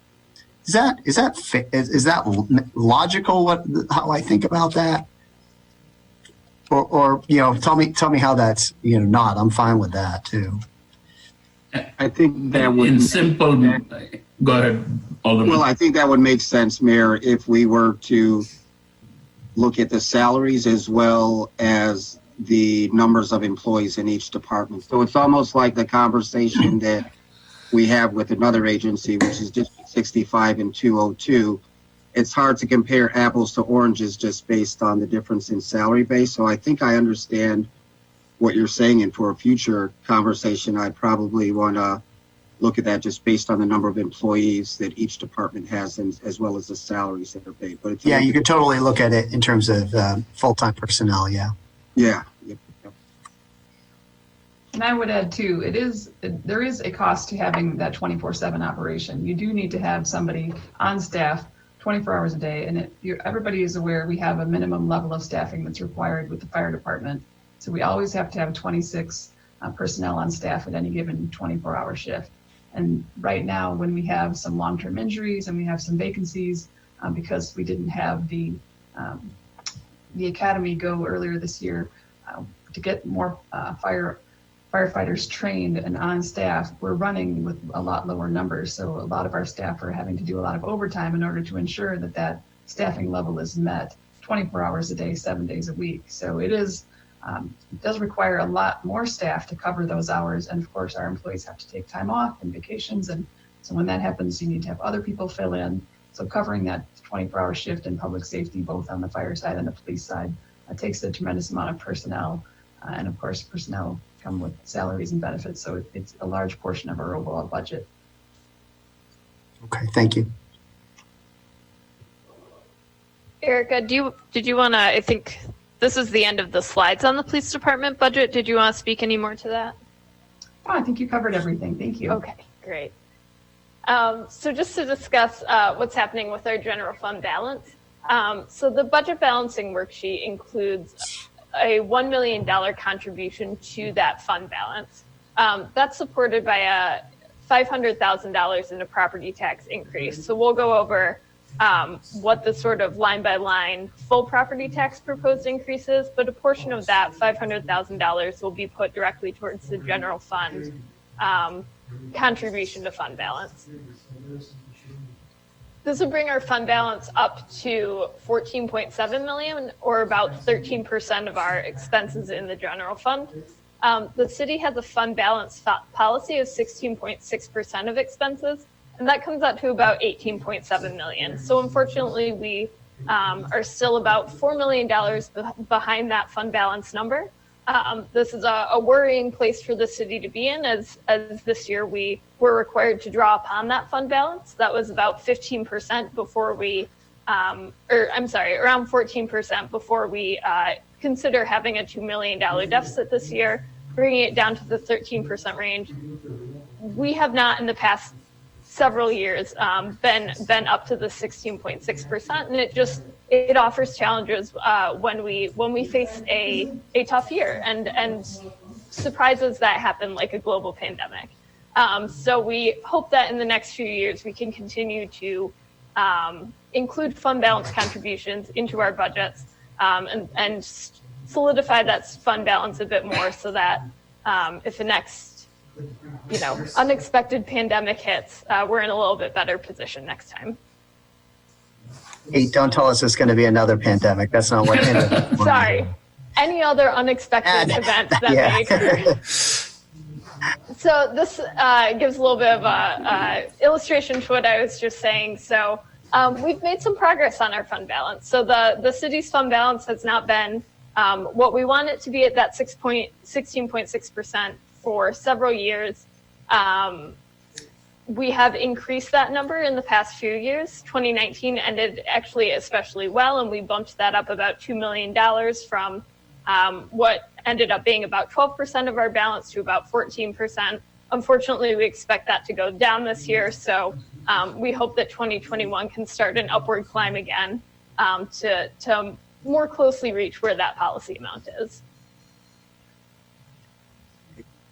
Here, Kate, I just want to, this is Steve Haggerty. I just want to say on that point, I don't think it would be a pleasant surprise for all of us, but I don't think we're going to see another federal CARES Act kind of bill. And one of the points that they're arguing about is whether there's going to be aid to state and local governments, if a new administration, comes in January, then maybe we could see, and depending on where the Senate goes, maybe we could see a bill, in February. And if we did, I'd certainly, and aid comes to state and local governments, using some of that to return our fund balance, would be, in my opinion, sort of a smart thing to do. All of our residents, pay a little in the property taxes that we pay, if there's increases and everything, to that fund balance. And as you said earlier, we had to use $2 million of that balance this year to cover the overall $12 million loss. Yep, absolutely. And sort of on that note, this budget does not expect any major aid to come from the federal government. So we've stayed on the safe side of that, knowing that, that's very uncertain given the outcome of the election and how federal politics will proceed at this point. So we've not built that in at all. And you're correct that there's many places in our budget where that could go. And it's really important that it would go to the general fund if it was received to help reimburse us for some of the expenses and lost revenue that have come out of the pandemic. And hoping that would then help us bring up our fund balance. Thank you. The next couple of slides just include a bit of information on where the pay increases for our employees shook out and what we're recommending in the 2021 proposed budget. Hey, I'm sorry, this is Melissa Witt. I'm sorry to interrupt you, but could I'm hearing a lot of background noise. I don't know whether anybody else is, but is it possible for everyone to mute so we can concentrate on this? Thank you. Thank you. Yep, I think that did it. So to just sort of go through our different unions, IAFF, which is our firefighters union, will not be receiving a general wage increase in 2021 or 2022. This was agreed upon in negotiations just in the past month, and I believe City Council did approve this just a couple of meetings ago, quite recently. This gave us a savings of about $254,000 in 2021, and that savings will sort of multiply in 2022. The firefighters union agreed to this in lieu of seeing some sort of furlough days in 2020 to account for, again, the losses that the city has faced this year due to the pandemic. So that's given us a good savings next year, about $250,000. So we're thankful that we've been able to get that negotiation with the union moving forward. AFSCME is some of our employees generally working in public works, parks and recreation, as well as our office employees throughout the city. AFSCME employees took 10 furlough days in 2020. This saved the city about $650,000 in the current year.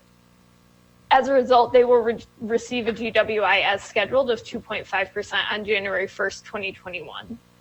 Our FOP officers were scheduled according to contract to receive a GWI of 2.25%. We're still negotiating with both FOP unions on whether any savings is possible equivalent to the furlough days in 2020 that AFSCME employees took and non-union employees as well.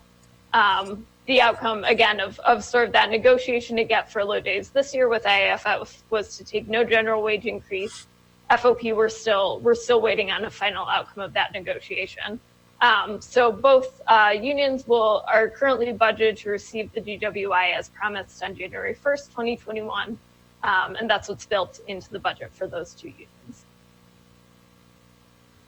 Our non-union employees were sort of initially budgeted in that baseline budget to receive 2.5% GWI on January 1, 2021. This would be in line with union contracts. Specifically, we try and keep non-union employees in line with AFSCME employees, since that's where we see a lot of overlap and people of similar work sitting closely together. The budget balancing worksheet does include reducing the general wage increase to 1.5% and moving it out to July 1st. So that gives the city savings about $250,000. Non-union employees will also pay an increased contribution to their health insurance premiums, going up about 2 to 3% on the premium percentage they are covering. And this will give a savings of about $71,000.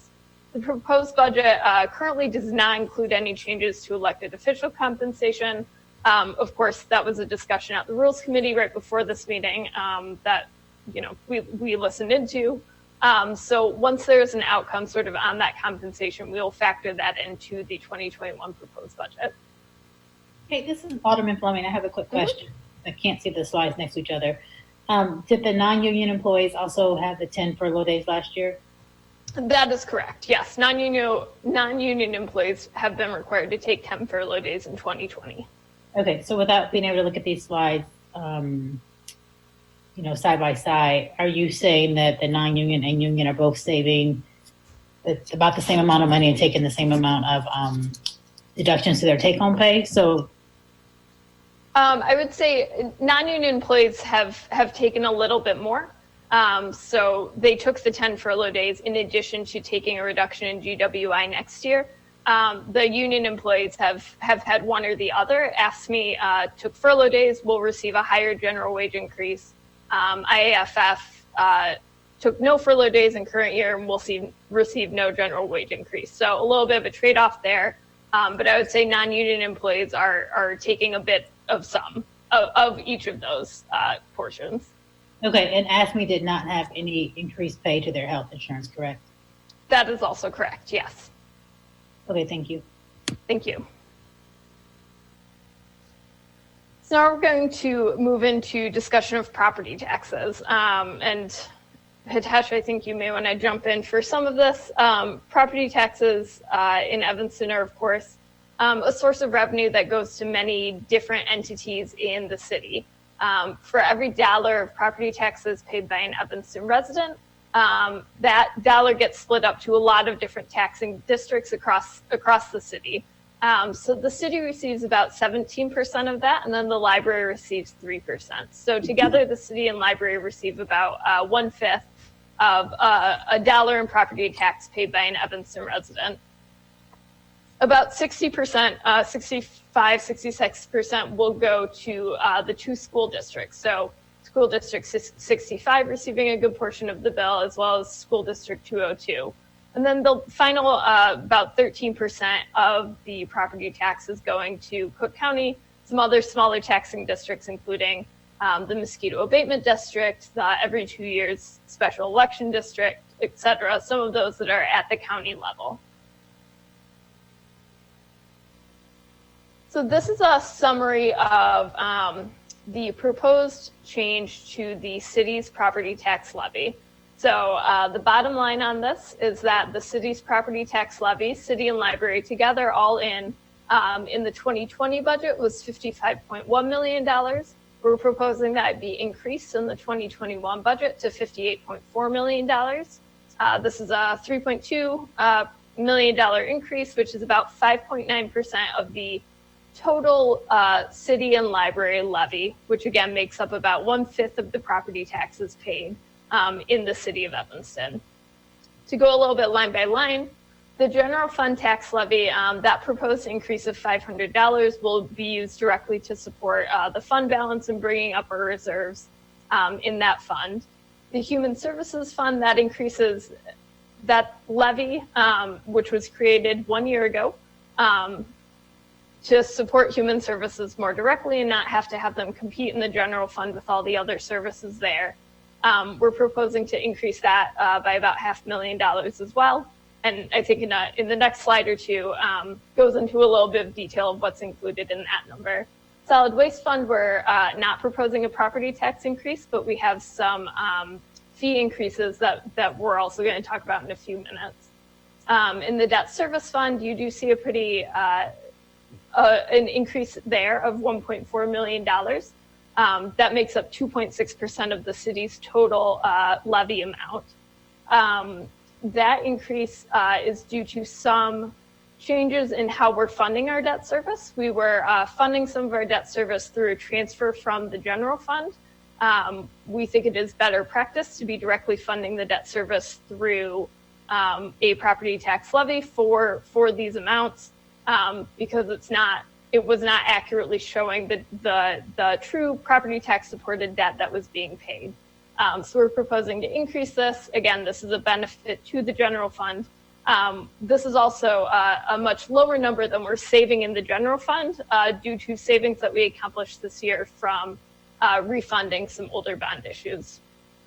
And then our fire and pension funds, those contributions are increasing slightly according to actuarial recommendations. Finally, the general assistance, which is its separate levy line, is seeing an increase of $220,000 recommended, and then the library is not recommending an increase to their levy at all. This small amount, $2,000 increase, is just due to a slight increase in their debt service amount. So no substantial real impact on their levy at all this year. And this is what I just talked through, sort of what each of those levy increases are for and why we're recommending them. Kate, can I just, This is Steve Haggerty, can I just ask a question on that prior slide that you were just on? So is it fair to say that the Human Services Fund increase or that levy and the General Assistance Fund increase levy is due to the pandemic and the significant impact it is having on some of our most financially challenged residents? Yep, absolutely. We're trying to make sure that those funds in those areas are well supported to continue doing what they're doing, as well as to increase their services in some areas. Okay, thank you. So this slide breaks down and gives some estimate on what is being proposed as a property tax increase, how that would play out on Evanston residents, on homeowners sort of at different market values of property. So per 100,000 of market value of property, we're seeing this proposed increase come down to about $28 in annual property tax amount as an increase. So I believe the average Evanston home is about in the $400,000 range. A resident who owns a home with that market value would see an increase of about $114 on their annual property taxes next year. And this is just to clarify that that is the city portion of the tax bill. Yeah. Correct. Yep. So again, this is the city portion. We only know and can control the city's portion of the tax bill. So we would see this kind of increase on the 20% of the tax levy that the city controls. So that kind of moves us on from property taxes. Hitesh, anything else I missed there or you want to go back to?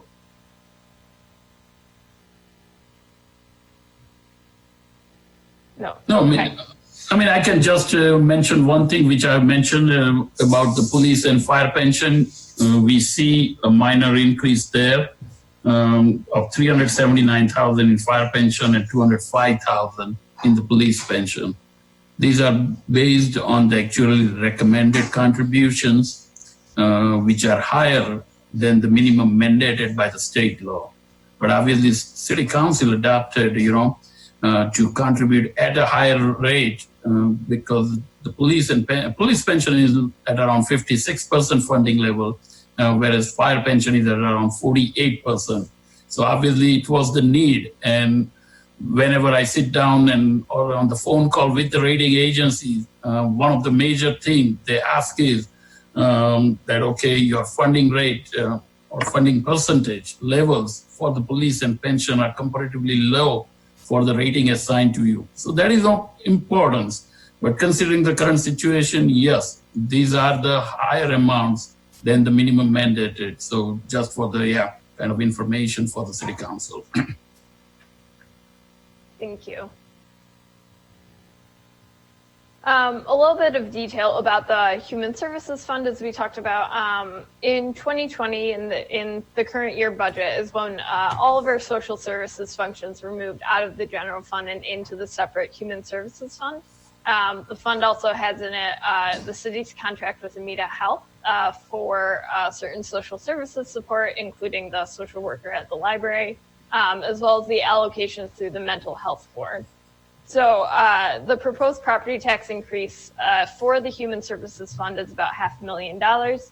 This is covering an increase in baseline expenses for programs. Again, this is sort of a distribution across all of our programs to pay employee salary increases, health insurance cost increases, and other sort of supply and program current program need increases. We're including $200,000 as an amount for a new alternative emergency response program, and then $50,000 is an increase in support for senior services. The next few slides are going to be about some of the other funds in the city, our enterprise funds specifically. So the solid waste fund is a separate fund that takes in revenue for all of our refuse collection and provides refuse collection and recycling and yard waste pickup throughout the city. So our residential refuse fee, we've proposed to increase that slightly for both the 65-gallon cart and the 95-gallon cart, about $1 or $2 a month, depending on the cart size.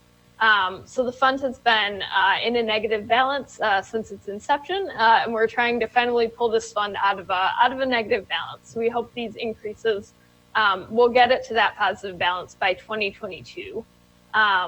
So again, these increases $1 to $2 a month on residential refuse fees, we hope will bring in about $178,000 in new revenue. We're proposing to increase the condominium refuse fee, again, about $1 a month per unit, and that'll bring in a bit more revenue. Apartment refuse fees, again, increase in monthly costs of a little bit less than $1 per unit. That'll bring in about $26,000 in revenue. And then finally, we're proposing to also increase the yard waste fee. Yard waste is an annual cost to residents. It's currently $25, and we're proposing to increase that to $35. This will bring in $75,000 in new revenue to the solid waste fund. Currently, the yard waste program is only covering about 1/3 of its total costs through its user fees. So this increase would only bring it up to covering about half of its costs, which is an improvement, but it's still one of the programs that the city provides at a pretty substantial loss to its residents.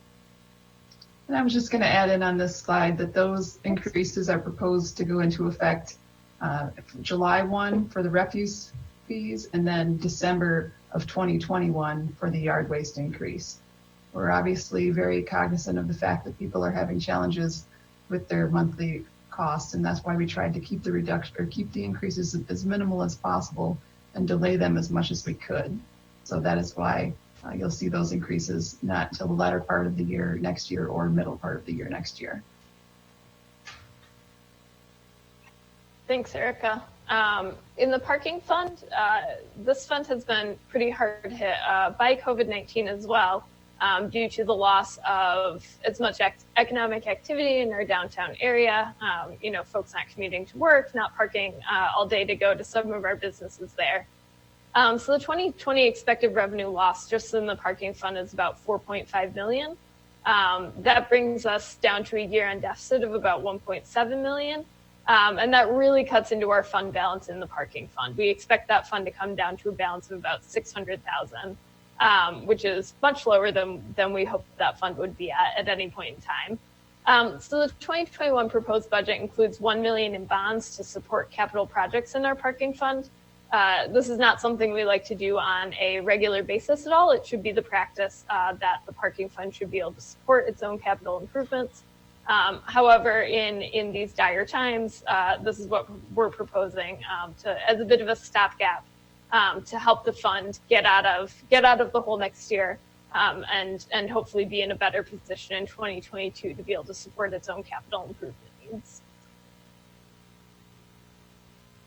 The water and sewer funds, on a brighter note, remain pretty stable during the pandemic. Those funds have pretty healthy balances as well, and those services and revenues have not been as dramatically impacted as a result of the pandemic. And actually, our water sales began to the village of Lincolnwood in 2020, and that will generate an estimated $500,000 in new revenue for the city that will go into the water fund. $250,000 of this we'll see as an increase in the transfer to the general fund, which is included there in the budget balancing worksheet.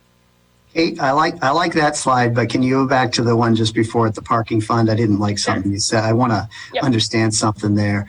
So each year, the city generally bonds $10 million in capital infrastructure work that's done.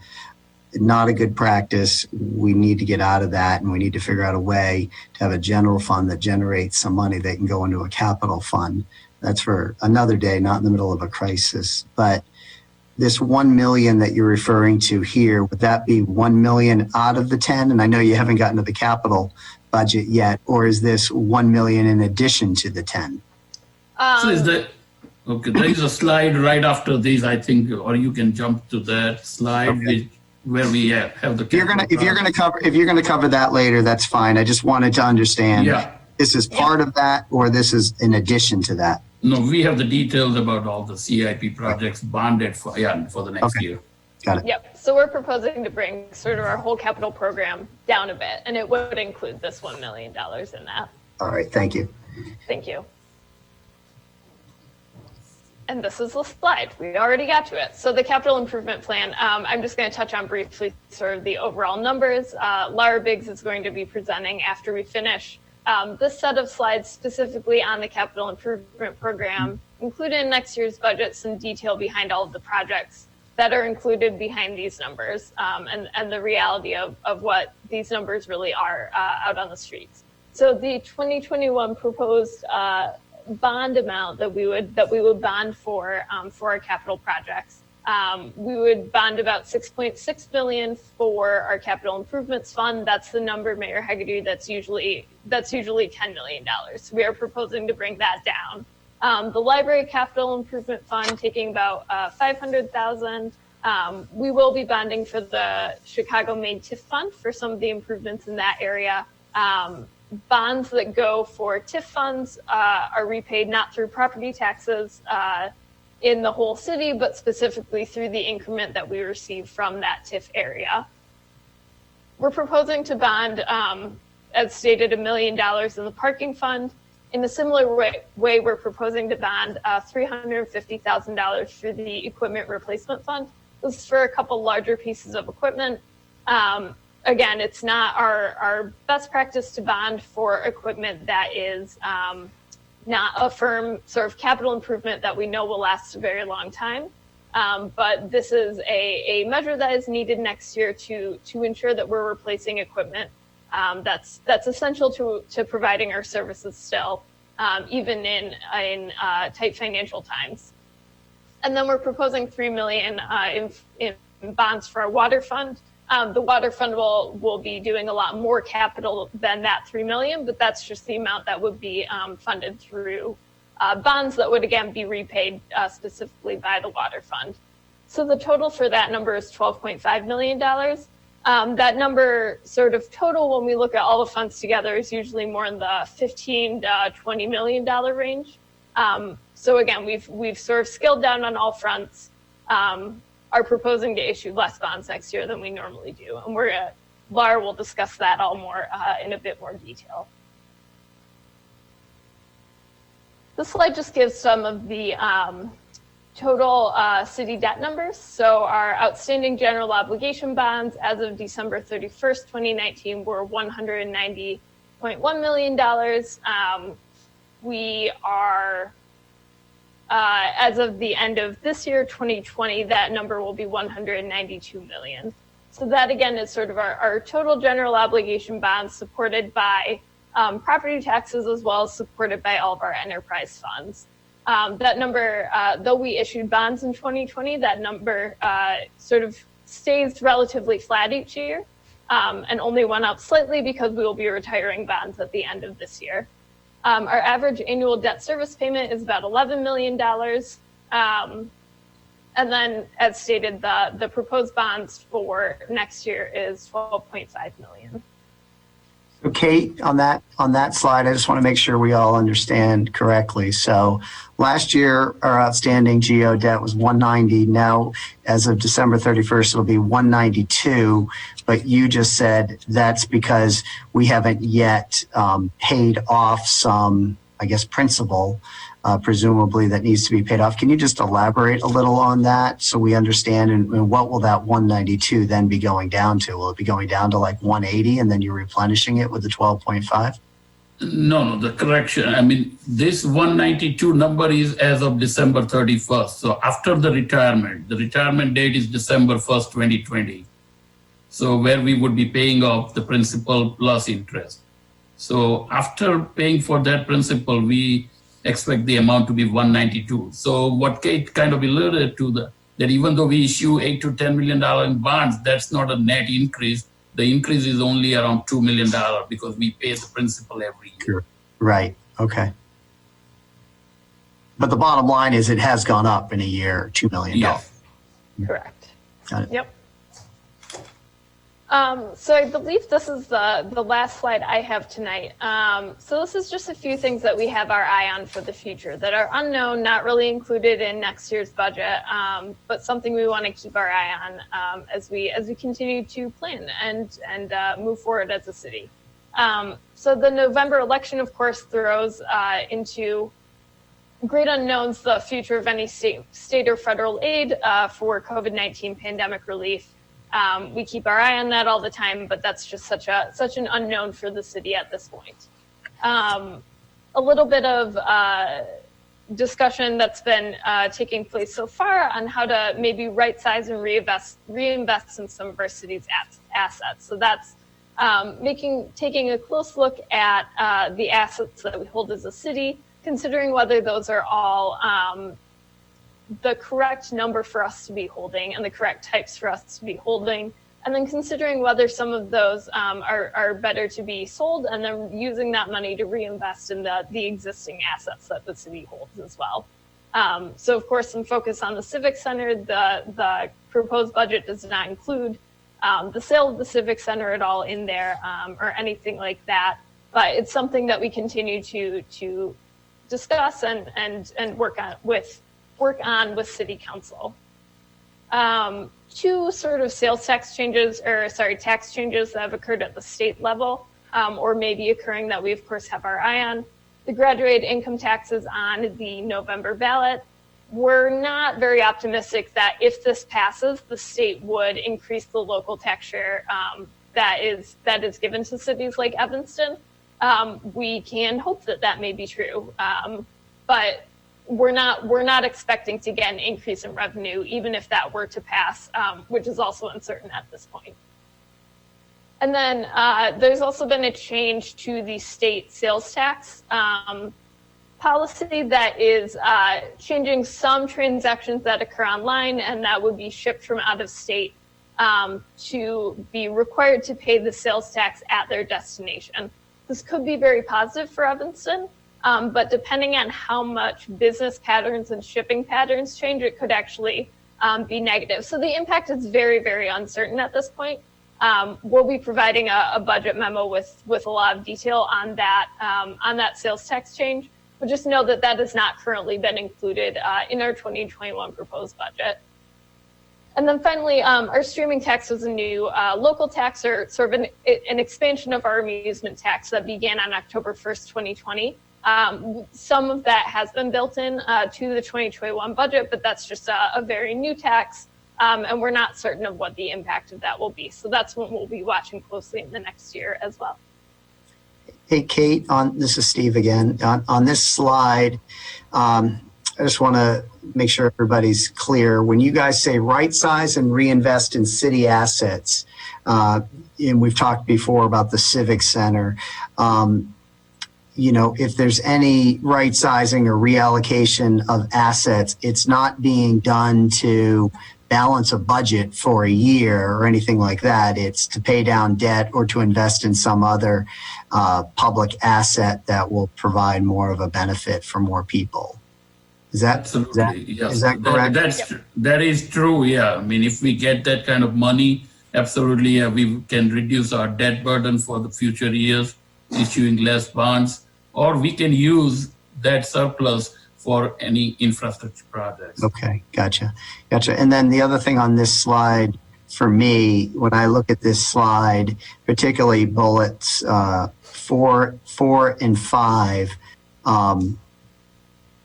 I think about modernizing our tax revenue, and we've talked about this just a little in the past.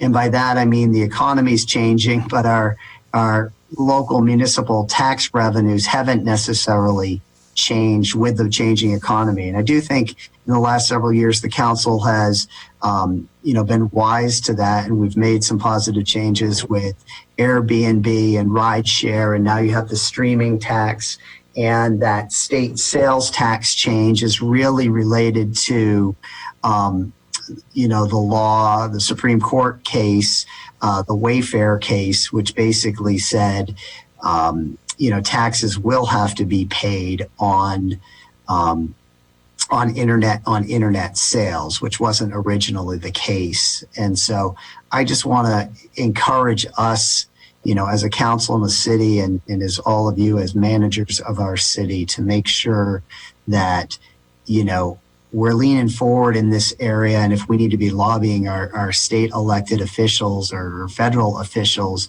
on certain legislation that allows, not just us, but all local governments to, modernize our tax system as the economy changes, that we're doing that. Absolutely. That's one of the things that we've been talking a lot about, is how do we look to the future and look to how our needs will continue to evolve over the next 5 years, and how we can align revenues to meet those needs. We're not interested in fee hikes and fees for charges that put more burden on our residents. We're looking at finding ways that we can really modernize the structure of our taxes so that they better meet the needs of our city and our residents without having that adverse impact. So that takes some lobbying of our state government. There are a lot of avenues that haven't been tapped yet that we will look to tap in the future. But really, when we were putting together this budget, we were trying to make sure that we weren't putting a huge burden on any portion of the population. And we didn't touch on this in the slides earlier, but the property tax that we get is only $59 million of that $300 million budget. So there's often a thought that the property tax covers all of our services.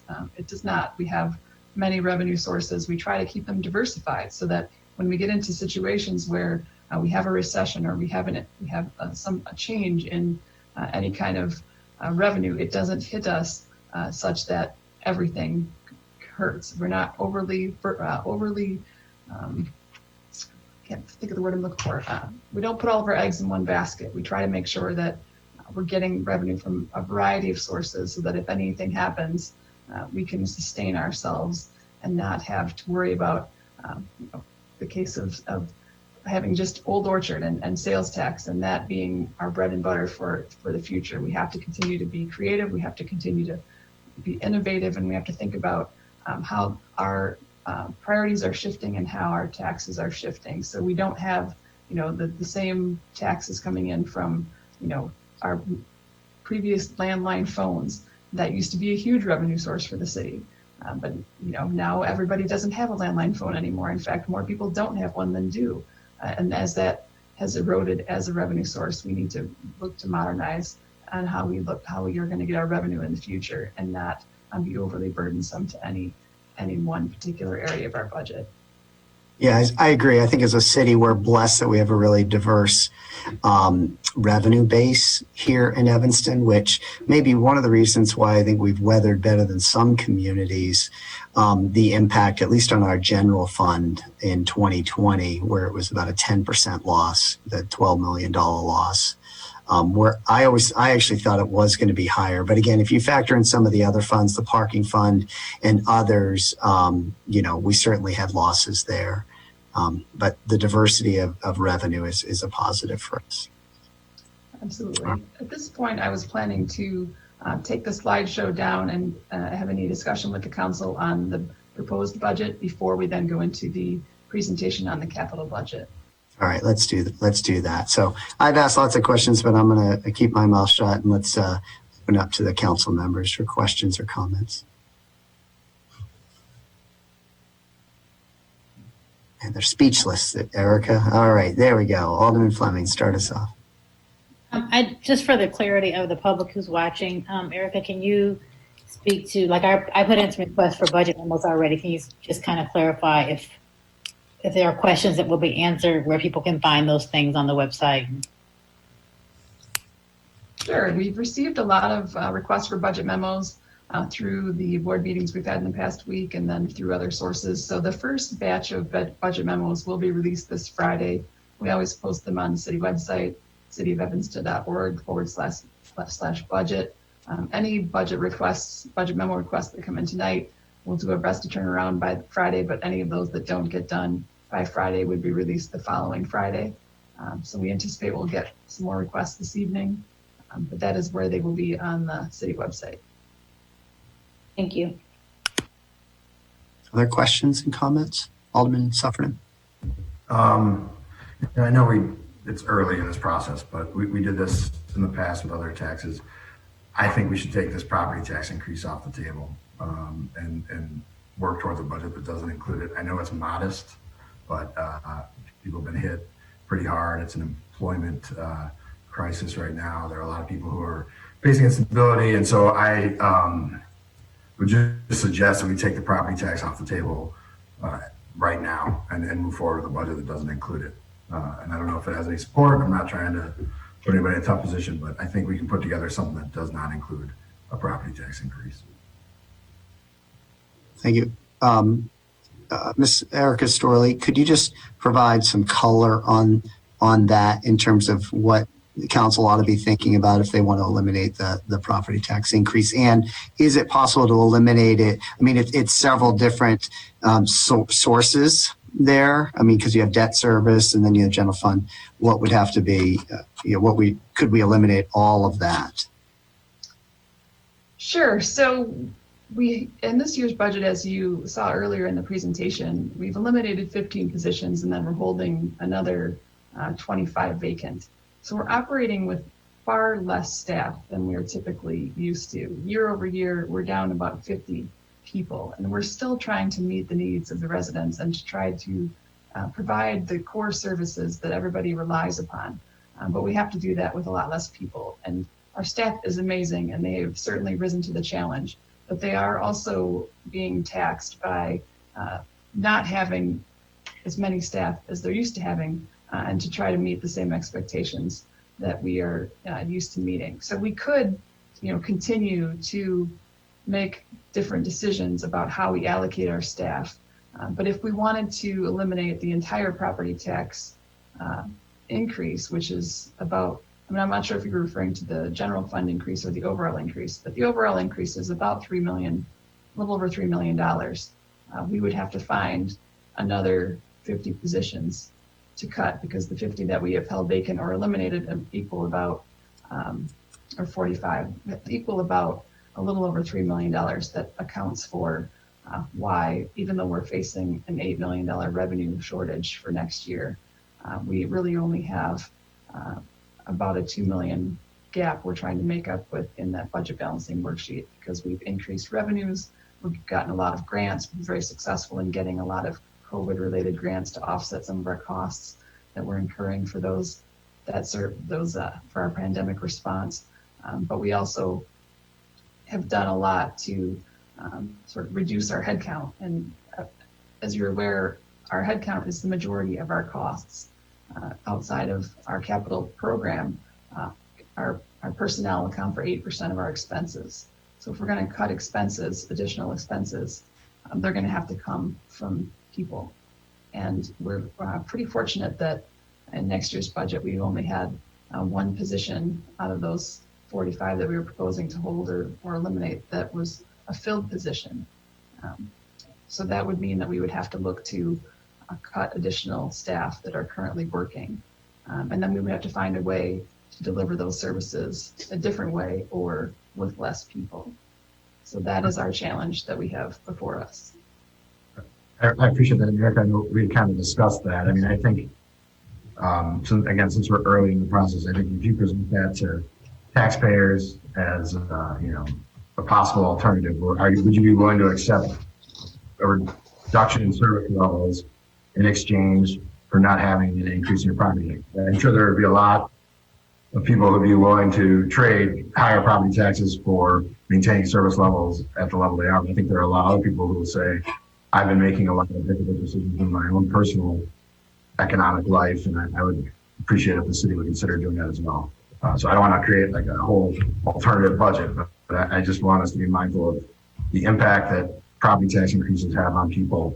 And when you talk about affordability, that is one of the main drivers of people out of Evanston. And so anything we can do to lessen that burden as we consider putting together this budget is time well spent. Thank you, Alderman. I'm going to go Alderman Rainey, then Alderman Braithwaite. Well, I think Alderman Sufferton, when any of us make comments like that are so dramatic, we also have a responsibility to come up with our own cuts and our own revenue sources. You cannot drop a bomb like that and not expect to participate in the raising of other revenue or finding other cuts.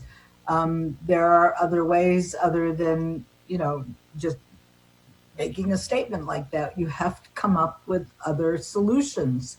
Do you have any ideas of how we can do that? I think I just said, let's cut services. Let's present it to residents. Are you willing to take a reduction in services instead of an increase in your property taxes? What services? Do you want to cut contracts that we have with Groot or with, where do you want to cut the services? Well, youth and young adults? Come on, let's talk. This isn't my proposed budget. This is staff's proposed. This is not my proposed budget. This is staff's proposed budget. It is it's a political document. We have to take a look at this budget. Yeah. You're not just a pretty face here. We've got to start working on this budget. Yeah, it's a pleasure serving with you, Alderman Rainey, but I think we should look at what level of service cuts people would take to reduce the need to increase their property taxes. We haven't had that discussion. And so that's the start of the budget process. Suggest something. Well, if you want to talk about revenue, how about video gaming for our suffering restaurants and taverns? I'm all for that. I second the motion. Okay, now realistically, that's not going to generate money until people are safe being inside of restaurants and taverns. So that's something we talked about a few years ago. I think if we have open discussions about asset sales, people would be willing to entertain that in exchange for not having their property taxes raised.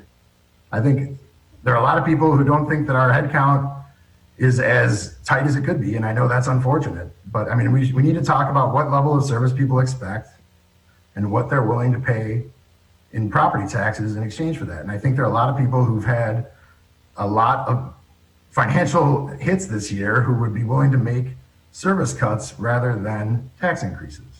That's not what I'm hearing from people. Anyway, okay. So this is the first conversation of many we're going to certainly have on this, and there'll be lots of ideas and suggestions. So let's get to other aldermen that have some questions or thoughts. Alderman Braithwaite.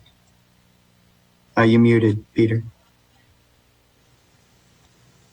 I think Alderman Rainey hit all the marks that I did. And Alderman Sufferton, I think you've been doing a budget for the past 4 years. I can't recall a budget that you actually voted for, in favor of. And so I can't speak on behalf of my residents until we have our ward meeting, which we'll have the second Thursday of next month. We'll put on the calendar, put on the agenda some of these key issues. I think when I look at the tax increase, no one likes to raise taxes, and I do think that's somewhat of a loaded statement to throw out to our residents. No one likes that. But I can also tell you what they don't like. They don't like increased parking fees. They don't like a reduction of services, and the list goes on. And the list goes on. So I think if you're going to make a statement like that, I'm going to challenge you over the next several weeks to come up with $3 million worth of revenue. And I can't speak for all of my residents, but I will speak for the ones that don't want to see their services cut. I do want to speak for the households where we have residents who are employed by the city of Evanston. They don't want to see any jobs lost.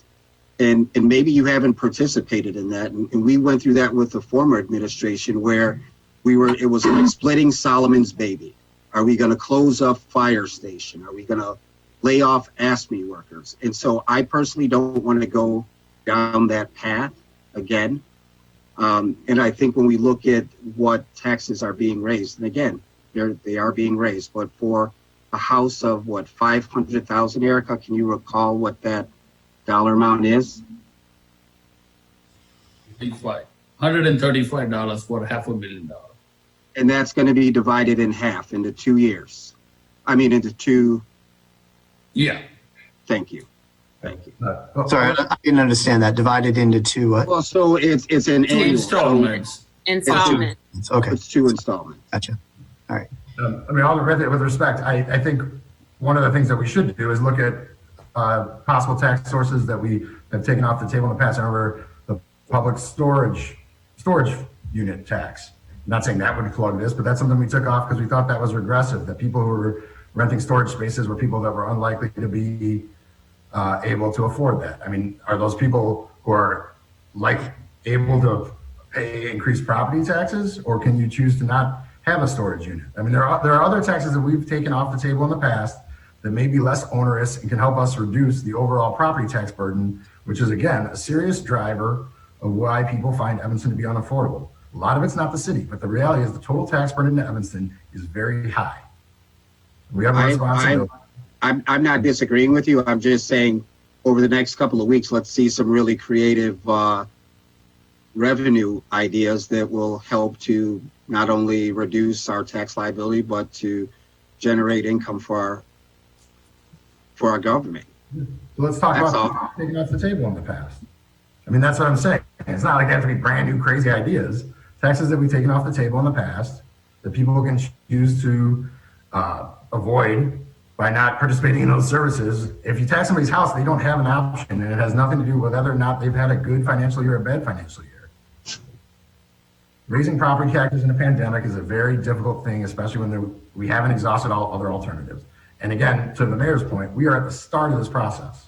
I'm saying as we start this process, let's be very mindful of the fact that people don't have an appetite to pay higher property taxes. That's all I'm saying. It's October. We're not passing this budget until December. Right. I think it's a fair point, and I think as city staff works on this, and we have the budget balancing worksheet, all of these different things, should be considered in there, and the council can have a thorough discussion about them and where they want to go. But Steve, I mean, Mr. Mayor, sorry.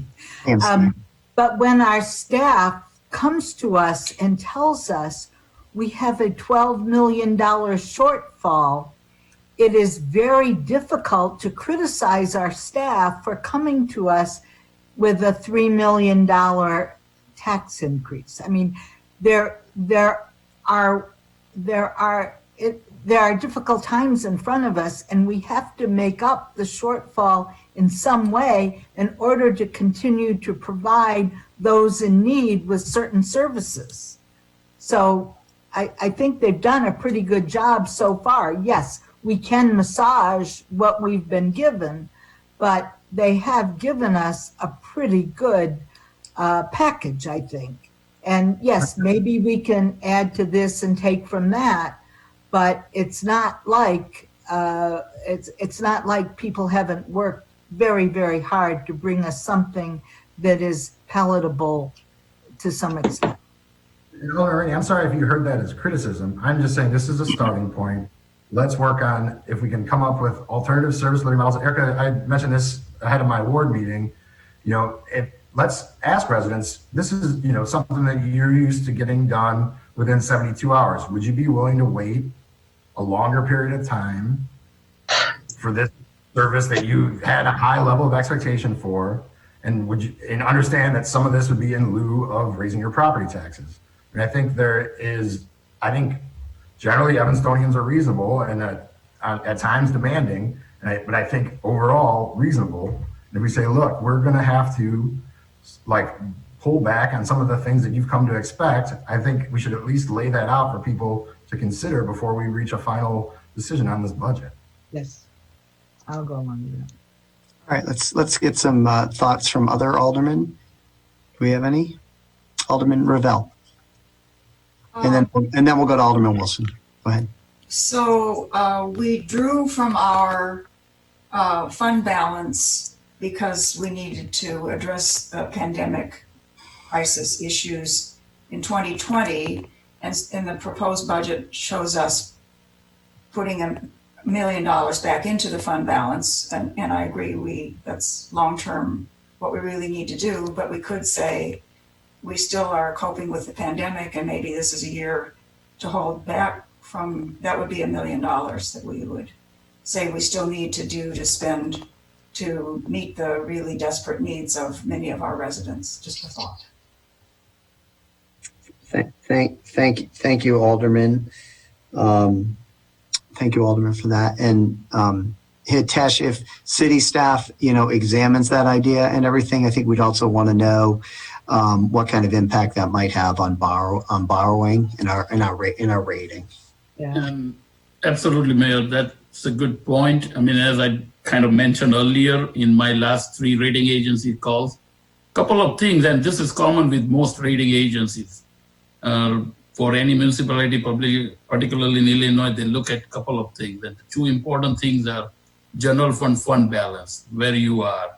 And the second one is the police and fire pension liability. So, and every time I have heard that 3 years in Evanston right now, before that somewhere else. And that's common. Even I attended a webinar last time, and one of the representatives from Moody's rating agency mentioned about that, okay, how we rate these things. So obviously, yes, it has some long-term consequences if we make any changes to the fund balance policy, and kind of take that away.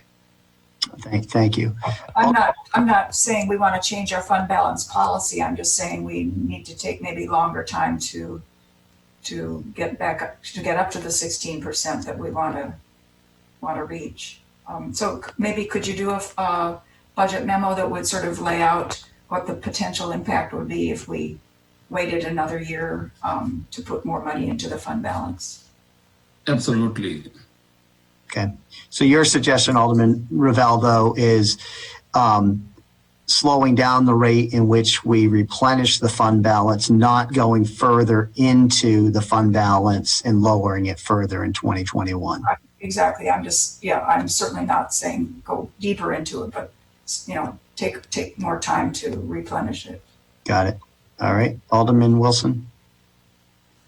Thanks. I think actually most people have touched on the points, but this is the beginning of the process. And, having been through this process a number of times, we'll get the budget memos. We'll hopefully get a thoughtful analysis on this. But I don't, it's a little premature to take anything, on or off the table with any finality until we've gotten a chance to look at the potential impacts to, who these different things might affect. So, I know I'm having a board meeting with Alderman Fisk next week, and I really just kind of want to get this out into the community and start to get some feedback on the potential changes. And once those budget memos are published, I know that people go and look at those too, and that gives them a little more in-depth analysis on the potential impacts. So I think that's really what we need to do to, advance the conversation. Thank you, Alderman. Alderman Sufferton. And again, I just want to reiterate, I have tremendous respect for the amount of work that staff put into this, but it's a starting point. Alderman Wilson, you gave me an idea when you talked about having a joint board meeting with Alderman Fisk. I mean, perhaps one of the things that we can do is take advantage of the fact that we're doing a lot of things virtually right now and have ward meetings that are, 3 randomly selected wards have at one meeting, rather than having these siloed geographic ward meetings, and really hear what people would be willing to forego this year. I think everybody understands that this is a difficult and unprecedented year. And there are a lot of things that people have taken for granted that they may be willing to see go away or be reduced or temporarily delayed because they understand the nature of the situation that we're in.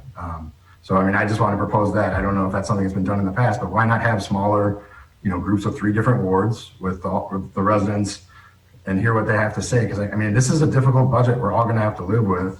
And there are a lot of people who are living with difficult household budgets right now. And that's where we are. That's the situation that we're in. So I just want to throw that out there. But I just want to reiterate, again, I appreciate the work that staff did on this, but it's a starting point, and we got to get to something that we can all. Thank you, Alderman. Alderman Nguyen, and then Alderman Rees Simmons. I appreciate all the points that have been made. Alderman Revelle, I look forward to seeing what your suggestion will the discussion in a memo that your suggestion would produce. And, Alderman Suffredin, I agree. We always want to try to have the smallest property tax or none that we can possibly have. So I think these are all great suggestions, but I do think in order for people to truly understand what it means to have, for instance, the elimination of 50 positions, I think you have to translate that into this means, and I'd like to have the staff tell us, okay, this means your garbage is only going to be picked up once every 2 weeks. I'm trying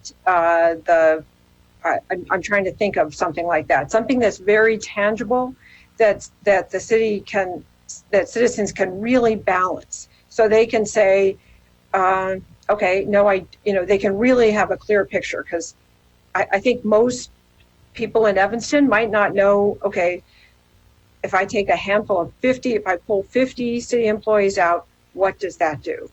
And really give them, if the staff, I hate to make the staff do more work, but I think it's worth saying to people, okay, if to have no budget, to have no tax increase and eliminate 50 jobs, this means we don't run 10 camps next summer, or we close a beach, or something that gives us that sense of like, what does that mean? And then people actually have a really clear sense of, and having an array of things like, oh, I go to the beach all the time, now I'm going to have to wait longer, or I have a big household, I don't want my garbage picked up once every 2 weeks. I mean, these are all the types of the things that I know that we provide a lot of services, and our staff does a great job, but that's the kind of thing you got to list for people to say, here's the balance, here's the choice right here. And Erica, can the staff put like a short list together, or Kate, of what this would mean? I mean, that's a lot of people. I think the conversation will continue to evolve. We have really brainstormed, and as I alluded to earlier, we've tried to make the cuts surgical and not across the board. Right. And where we have made the cuts, I can have department directors share with you how they arrived at the decisions that they arrived at for the cuts that we made to each individual departments. In some cases, we're going to be delaying, some tree trimming, or we're going to be contracting out some of it where we used to provide that service in-house, but without the staff. We can do some of it on a contract basis for a little while to get us by, but overall, we'll still, in the end, be behind on our typical schedule for things. But I will see what we can compile. But what I would shy away from would be putting together some kind of dramatic list of, say, like, oh my gosh, we're going to cut this, we're going to cut that. We really tried to be careful and listen to what the community was saying in terms of what they value and about what they enjoy about living in Evanston. And that's our community centers, our parks, our lakefront, all of those things. We would be very hesitant to say, okay, well, we're going to close this community center next year. That's not in the best interest of the community at this point in time. So we'll do our best to put something together that you're looking for, but it would also be helpful for us if there were certain things that you wanted us to focus on versus others, so that we had a direction. We got Alderman Ruth Simmons, and then Braithwaite, and then Suffredin. Thank you, Erica. Were you done, Alderman Nguyen? I'm sorry. Well, I had one. Excuse me. I had one. Let's go ahead, Alderman Nguyen. Finish yours. I'm sorry, I jumped too quick. So no, and I agree, and I don't want to set off alarm bells, but I want people to understand it takes this many people to do this. It takes this much personnel to do that. So rather than targeting, but just giving something that people can understand what that reduction would be. The other question I would have is then if we take Alderman Revelle's suggestion, what does that do to the property tax increase? And, I can't do the math fast enough in my head, but Hitesh might be able to. Thank you. Thank you, Alderman. Alderwoman Ruth Simmons. Thank you. Not much to add. Looking forward to the budget memos, but appreciate Alderman Suffredin's recommendation of joint budget discussion meetings. And I would ask that we pair with Alderman Suffredin in that community, showing such great disparities and seeing how feedback is different from residents that earn on average $46,000 less household income and have 13 years life expectancy difference. And we have a very high percentage of staff that live in the ward. And I don't know if we have data that shows where our staff is living. But Alderman Suffredin, I appreciate that invitation, and I hope that we can have the discussion together so that our neighbors can have a greater appreciation for budget impacts and cuts and other priorities and values in the city. Thank you, Alderwoman. Alderman Braithwaite, and then Alderman Suffredin. Thank you very much, Mayor. And you know what, Alderman Simmons, I think that's a great idea. Alderman Suffredin, I would love to have a follow-up ward meeting with my residents as well. I have been on council through those years where families were laid off. So again, I'm going to ask and challenge you to come up with revenue ideas from you and residents of your wards who are open to having services lost. Typically, from my lens and my experience, that's been laborers and people who are living here in town. So I'm going to be very straightforward with my words to like council as well as the city manager is when you start throwing out those ideas that Alderman Suffredin invited or that we're going to go down a path, let's just be clear on like which families are going to be impacted by reducing our staff to 50. I appraise Eric under your leadership and with your staff that, you know, for the past year and going into this year, we've had no emotional closures of buildings, facilities, and massive layoffs. And I feel like we're going back down that path, and the person who recommended it hasn't even voted for a budget despite participating in it. So I'm looking forward, Tom. I want my residents, your residents, you know, we're all one community in a 4x7 town, and let's talk about those things and see what our folks have to say. So thank you. Yeah, let's schedule a 5th, 2nd, and 6th board meeting at a time that works for everybody. I think that would be very instructive. And the one thing that is clear from this, we're all in this together. And Erica, this is something I had mentioned. You know, I think to your point, Alderman Wynn, like in the past, when we've talked about budget stuff, it's been these big, scary proposed cuts. We're going to close a fire station. We're going to close a community center. We're going to lay off 50 people. But I think we can have a reasonable discussion. You know, let's take the top 10 311 request categories, talk about how much it costs to respond to them the way we do now, and see if there's a way we could do it cheaper. If people would understand, hey, graffiti removal is going to take 2 weeks instead of 72 hours or whatever we turn it around in now. I think people will be very reasonable about that.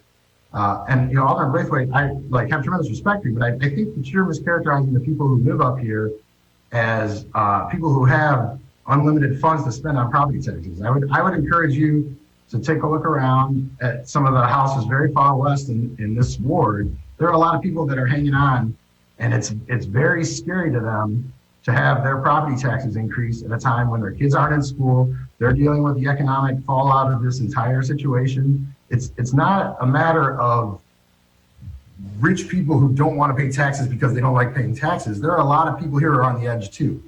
And I think that's why it's important that we have these meetings with people from different wards. So I look forward to if the third ward wants to be involved. I mean, I think we've got to come up with a plan. And I know that you somehow think that not voting for bad budgets is the same as not participating in governing, but I just want to correct you on that. If the budgets are bad, you have an obligation not to vote for them.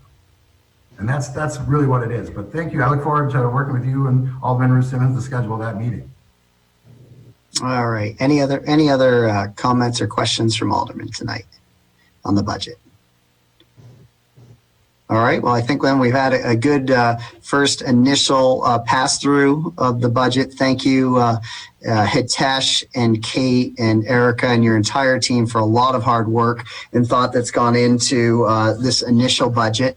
Thank you to all the aldermen and the residents for watching the presentation tonight. It's one of the most important decisions that we make. Our priorities and our values are reflected in our budget, and we'll continue to work on this. As the city manager, interim city manager mentioned at the beginning, by COB Friday, they'll start to release some of the budget memos, and you can find that on the city's website and start to look at those if you want to get more into the budget. So thank you. Anything, Erica?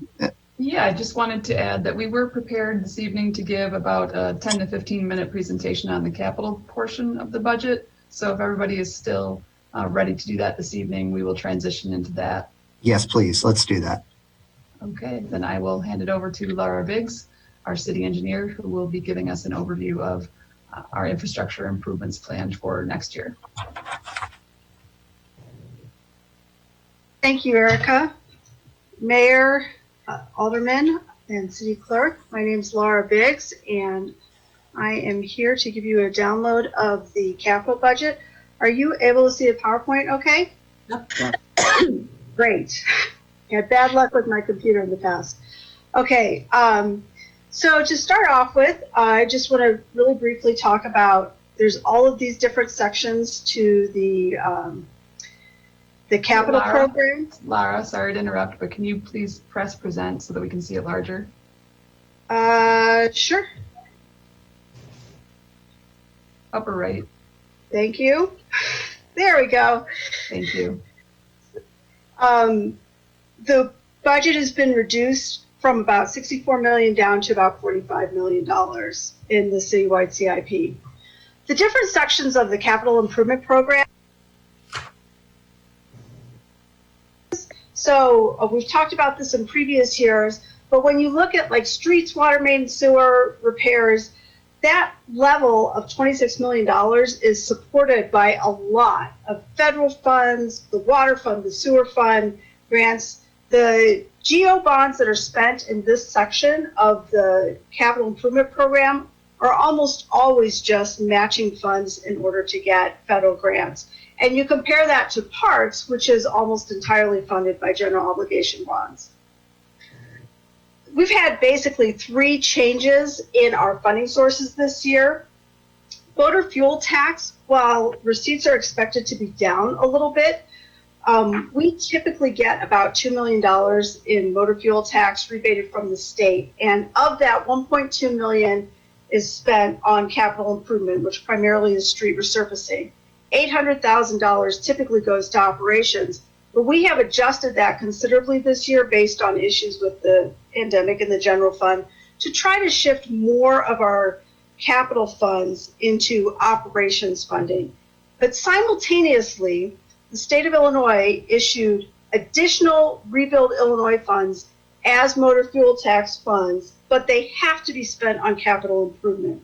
So the bulk of this is that there's actually a slight increase in our street resurfacing program related to this. Now, this is only expected to go through maybe 22. So in a year or two, we will actually have to then figure out if we want to continue to use motor fuel tax funds for street resurfacing, how to shift those operations costs back to the general fund. The second thing is our 2021 general obligation bond issue, and I'm largely talking about the bonds that are issued directly to the capital improvement program and not to the water fund, the library fund, the parking fund.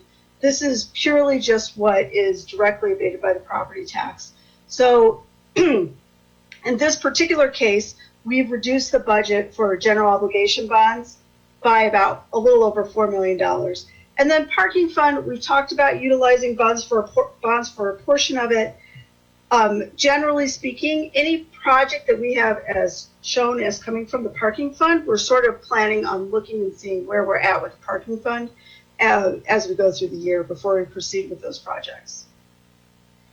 So this is just the changes in the funding sources have a significant and real impact. The biggest piece being the drastic reduction in parks and facilities. And I just wanted to show you this a little bit so that you can understand what I'm talking about. In 2021 in parks, we spent $2 million of the bond issue, and this was pre-pandemic. So this isn't what actually ended up happening, but this is typical of how we normally budget for parks projects. In our 2021 budget that is proposed, the general obligation bond is only $620,000. That's a 70% reduction in parks. And parks and facilities are hit really badly by this. And there are a few other funding sources mixed in, but the net impact of that is parks and our facilities, which are generally, especially parks, are being used at a much higher level right now because of limited entertainment prospects for people and their choices to be outdoors. We're actually substantially reducing funding to parks and facilities. So there are some very real implications to that. There are about 5 projects which would have been funded had we had that additional $4 million, and I'm just going to go through them very quickly. The McCulloch Park construction, that is a project that we've gone through a year and a half of public engagement. We've completed the planning, the design. We're ready to go into construction right as the pandemic hit, as we were getting ready to go out to bid. And so that is just a delayed construction, and this is a park that has a lot of deterioration and some safety concerns that are developing. And representative of some of our other parks, we may need to start removing equipment and doing things like that in order to keep the safety issues under control. Shoreline emergency repairs, this refers not to the emergency repairs that we were doing this summer. This, in a way, we actually have the smidgen of good news in that I was just checking, and the lake level in Lake Michigan is 1 inch below where it was this time last year, which is the first time that it's been lower since last year, since the beginning of the year. However, that's still a very high lake level, and just as we saw some damage occurring last year, and we have tried to put in the worst situations some temporary stabilization, we would expect to see further damage this year. And right now, we're not really planning on how we will deal with it. It'll just be an emergency cost. The animal shelter, which is a grant that we are negotiating with Cook County. Because of the uncertainty around that project, we did not actually budget any funding for our share of the matching grants, but we would need to, at the very least, start design work in 2021. And for that reason, we would probably need to start supplying a portion of our matching grants. The total of our matching grants is still under negotiation, depending on the size of the project and how much is contributed through fundraising by the Evanston Animal Shelter Association. The service center fuel system replacement.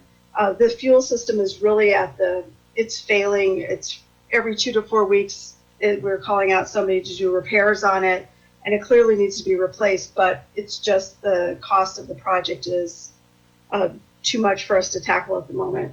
And the fiber optic system, as we have gone through and added high-speed connectivity and free Wi-Fi at all extra city facilities, expanding what's available to our residents, we have taxed the fiber optic system that was originally installed back in the 90s, early 2000s. And so really we need, if we're going to maintain reliability, we need to start a multi-year capacity upgrade, of which $300,000 would be the first part. I would perceive it going for 2 to 3 years, and then we would reevaluate where we are at. But we are not going to start that either in 21. And that was anticipated actually to begin in 20. So that is the unfortunate news. We actually still do have a pretty robust capital program going forward, particularly in streets, water main, and sewer. The Howard Street corridor improvements is ongoing. We did the water main work this summer, and we will be doing the streetscape work next year. That is, again, federally funded, and we're doing that project jointly with the City of Chicago. The Main Street corridor, Maple to Hinman, we are doing the utility work, which is a big water main replacement in 21, and we will be working in 22 to start construction on the streetscape. We recently received a $500,000 grant from Cook County Invest in Illinois, so that was great news. And we are in the process of putting together an application to apply for some federal funds or through state funds through the Illinois Transportation Enhancement Program for this project. We'll have our regular MFT street resurfacing and water main projects that we normally do as well. Other transportation, the Central Street Bridge project has been awarded by IDOT. The construction, contractors pushing to start today. We're reluctant to take the street out of service or do major construction in the middle of winter for a 2-year project. So we would anticipate that construction is going to start in February and March, and half of the bridge will be done in 1 year and half of the bridge will be done in another year. The bridge is being widened so that we can maintain two-way directional traffic during both years of the construction. We'll be doing our street patching program, special assessment alley improvement, and we're actually doing another alley improvement on utilizing waste transfer station funds. In terms of parks, this is where we're starting to see a big reduction in our projects. So we are looking at doing a couple of projects in-house primarily. So the back park expansion has been delayed, but we would like to start the public engagement just using our in-house staff in 21 to begin the planning and conceptual design on that. Similar with the dog park, that has also been delayed, and we've actually set aside some funding for very minimal amenity dog park, but basically to do a public engagement process to determine where the best location is and then put some fencing around it is our proposal. Laura, yeah. This is Alderman Ruth Simmons. Yes. On the back park expansion, is there still dollars set aside? There was initially dollars designated for that, or is all of it going to be in-house now and there's no budget for the design or visioning? We put aside $30,000, which is a pretty small amount, in order to do various types of studies that we don't have the capacity to do in-house. But this public engagement would largely be led by our in-house staff. And we would then look to hire a consultant to do the design based on the information that we receive in the public engagement process. But that would be in 22. Okay, I'll bring it up in a war meeting and have more feedback later. Thank you. Great, thank you. The Lovelace Park path repair is another one that was delayed, actually for a grant application from the Illinois Department of Natural Resources, which we unfortunately found out we did not receive. By the time we found that out, it was not really feasible to start bidding the project. So that project will be completed in the spring and is largely funded with bond funds that were issued in previous years. And then we are proposing to start a design for the long-term shoreline repair at Sheridan Road, Elliott Park, and Greenwood Beach. These are having temporary repairs done. Currently, it's under construction. We would like to apply for federal funds in order to get final big fixes, and these are largely to be expensive projects if they move forward into construction. But in order to apply for the funds, we have to have done the design and have a very clear understanding of what we're doing. So for that reason, we're proposing to move forward with the design project. Laura, on that item, is that related to that FEMA brick funding that you're going after?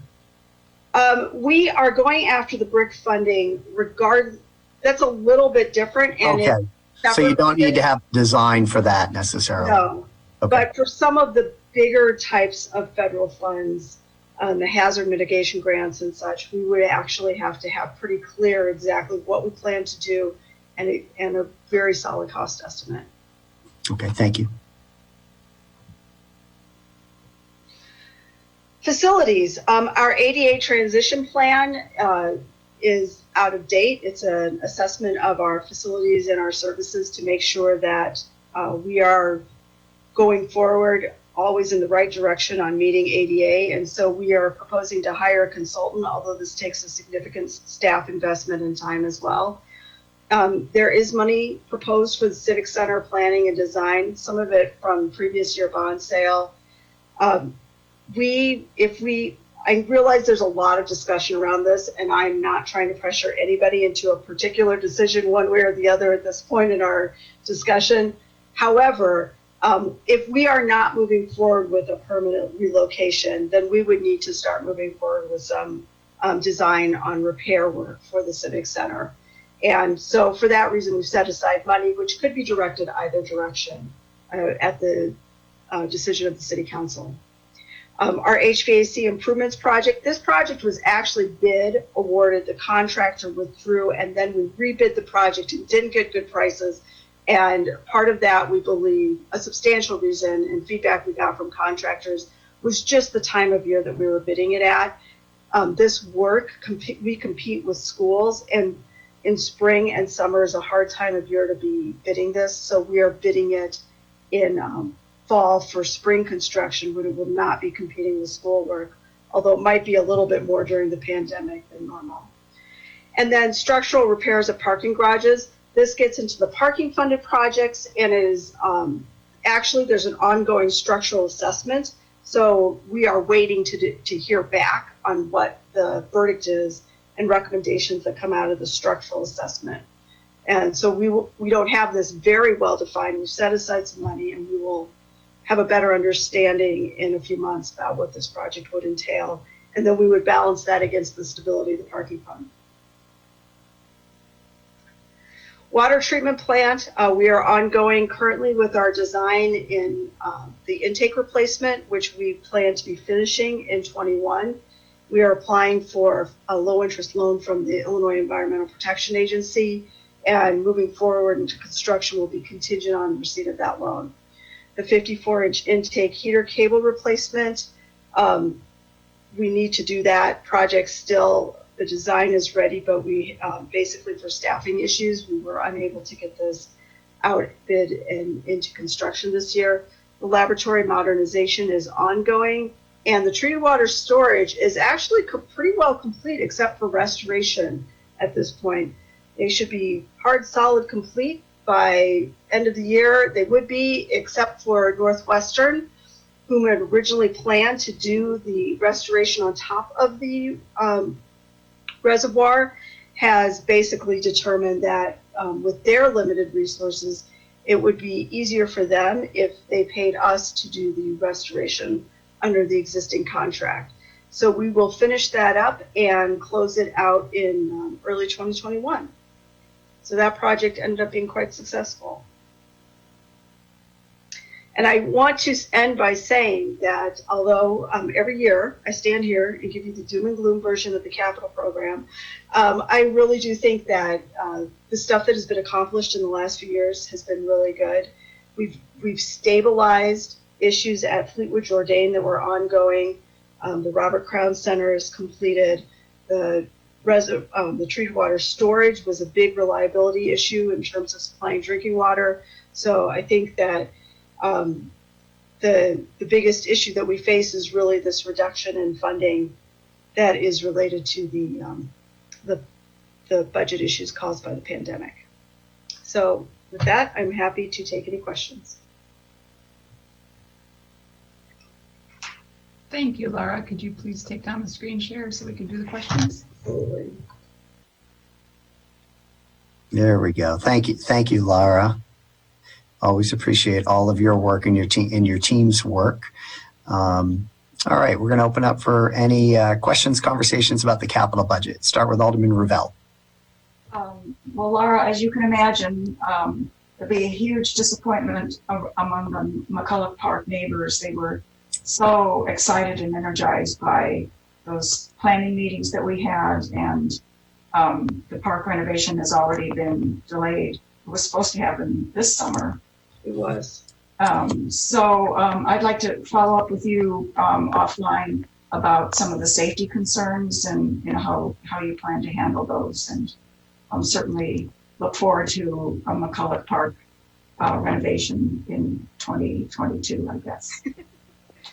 Yeah, unfortunately, the total general obligation bond that we were able to put forward to parks was $620,000 in this year's budget, and the McCulloch Park by itself is $1 million, so it was just not feasible to do that construction. Thank you. Other questions or comments? All right. Well, you're getting off easy tonight, Laura, as opposed to the first section of this, but I'm sure we'll be back to talk about capital at some point. So thank you for that presentation. Sure. Erica, anything else on the budgets? No, Mr. Mayor, thank you very much. I just wanted to give a shout out to the staff who put a lot of effort and energy across the city, not just our finance team and our budget team, but all of our department directors, our management analysts, and our city staff put a lot of effort into trying to figure out a way that we could help balance the budget and deliver the services that Evanston residents come to enjoy and expect, but also being mindful of the situation that we currently find ourselves in. But we'll also be looking forward to the continued conversation over the coming weeks and months, and ready to put forward any more budget memos that you may have, and we will continue the conversation next Monday night at our council meeting. So thank you. Thank you. Thank you, Erica. All right, Alderman Rainey. Well, I just wanted to say that it's overwhelming. It's an amazing list of tasks and projects, and it's hard to digest and at this time of night.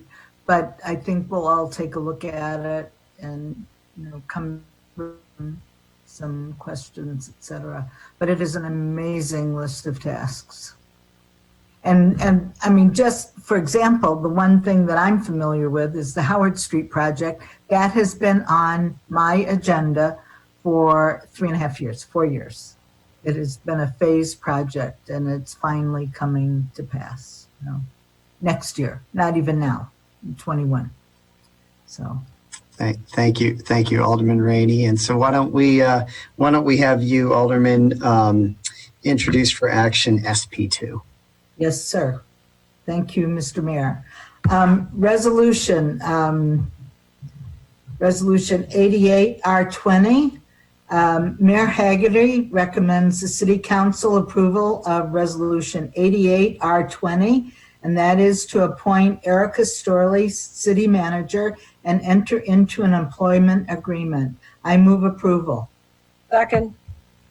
All right, so this item is open for conversation, and I really want to give Alderman an opportunity to talk if anyone wants to. But before that, I just do want to clarify, because I know there's been some folks in the public that have a misperception that a vote, sort of a roll call vote was taken by the Evanston City Council, and that was not the case. The vote tonight on this candidate to be our permanent city manager is the vote that's being taken. The reason that we don't vote on finalists in public is because we don't know the candidate we ultimately choose if we'll be able to reach a negotiation with them and that they'll take the job, and that we don't then know that we need to go to the second candidate. And third, we don't know or we don't want to put people in positions who apply for this job to sort of have some public record that only X number of people in some city council somewhere in America voted, for you, because all three candidates that applied for this job were outstanding. They would all make very good city managers. And so the discussion that took place after all of the interview panels and everything, was a discussion of all three candidates and then a general consensus by the majority to move forward with Ms. Storley. And so that is the contract that's here tonight. But again, this is the first vote and the only vote that's being taken on a candidate for that job.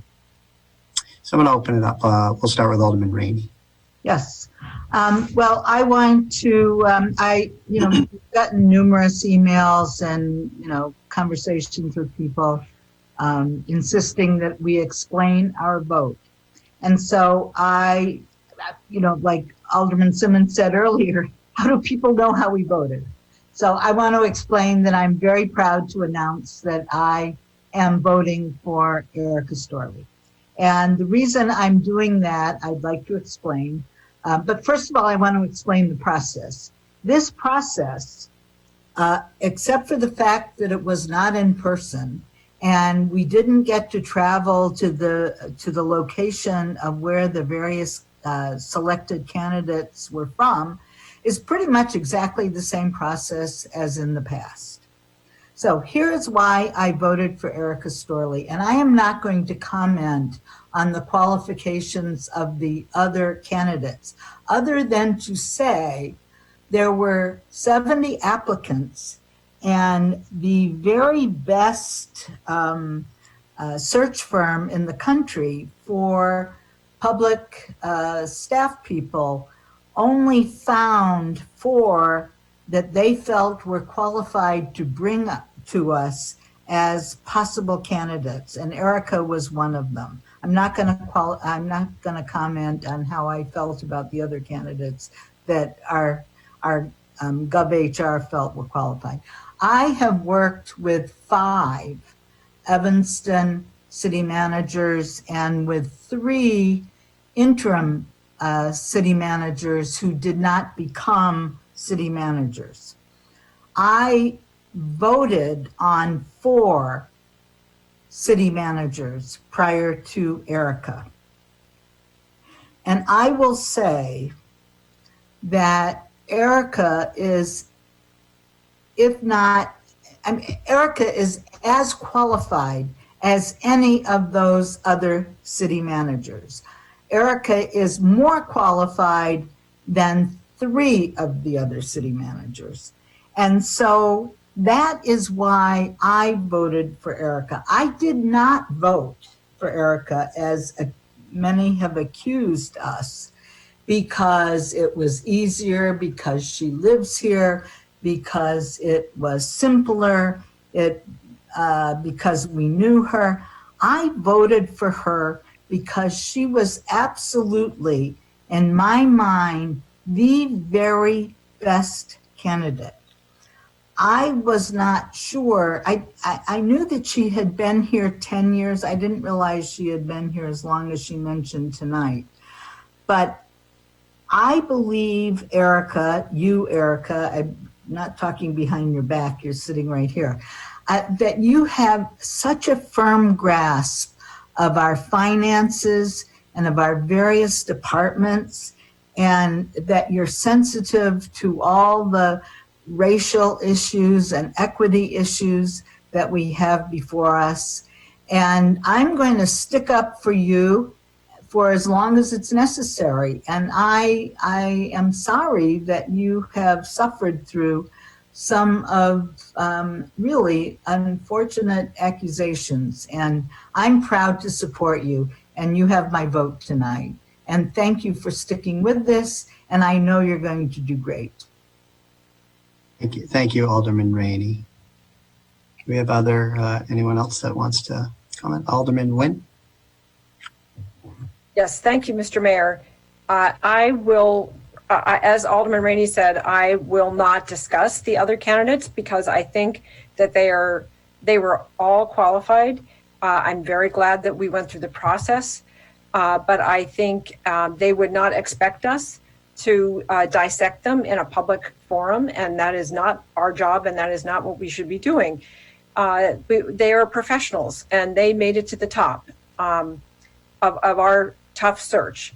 But I was open to looking at other candidates, and I looked carefully at them and looked at what their qualifications were and looked and compared them all. And when I looked at this, I saw Erica, there's no question that she has led us through the toughest problem any city manager will ever face in any of our lifetimes.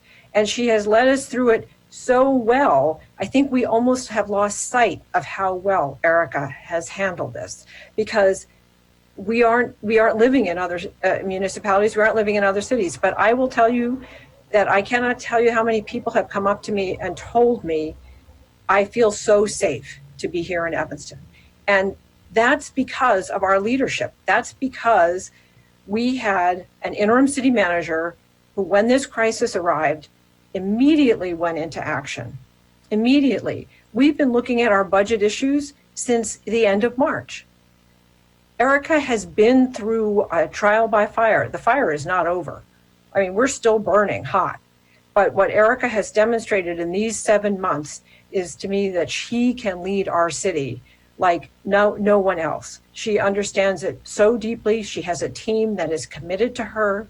She knows our community through all of the various positions that she's had here in Evanston, forwards and backwards, and that I have complete confidence in you, Erica, that you will continue to lead us forward in very positive ways.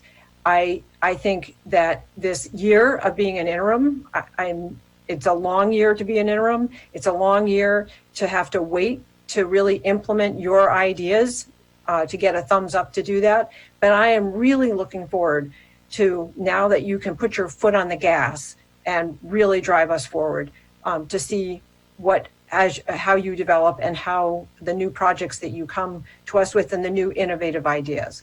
And I want to thank you for going through this process, and thank you for your continued fine leadership. And you have my vote. Thank you, Alderman Nguyen. Any other? Alderman Fisk. Well, Erica, you have my vote as well.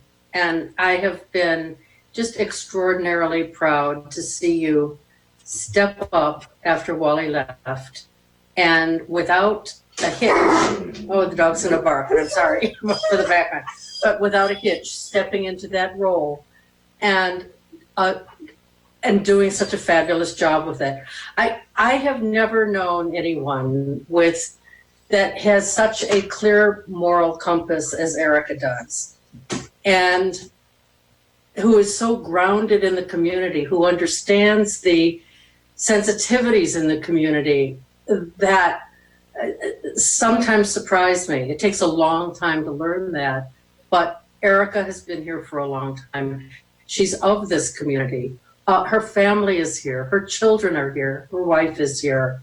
I am just amazed at how clearly she sees not only the direction the community is going in, but how well she speaks for the little guy.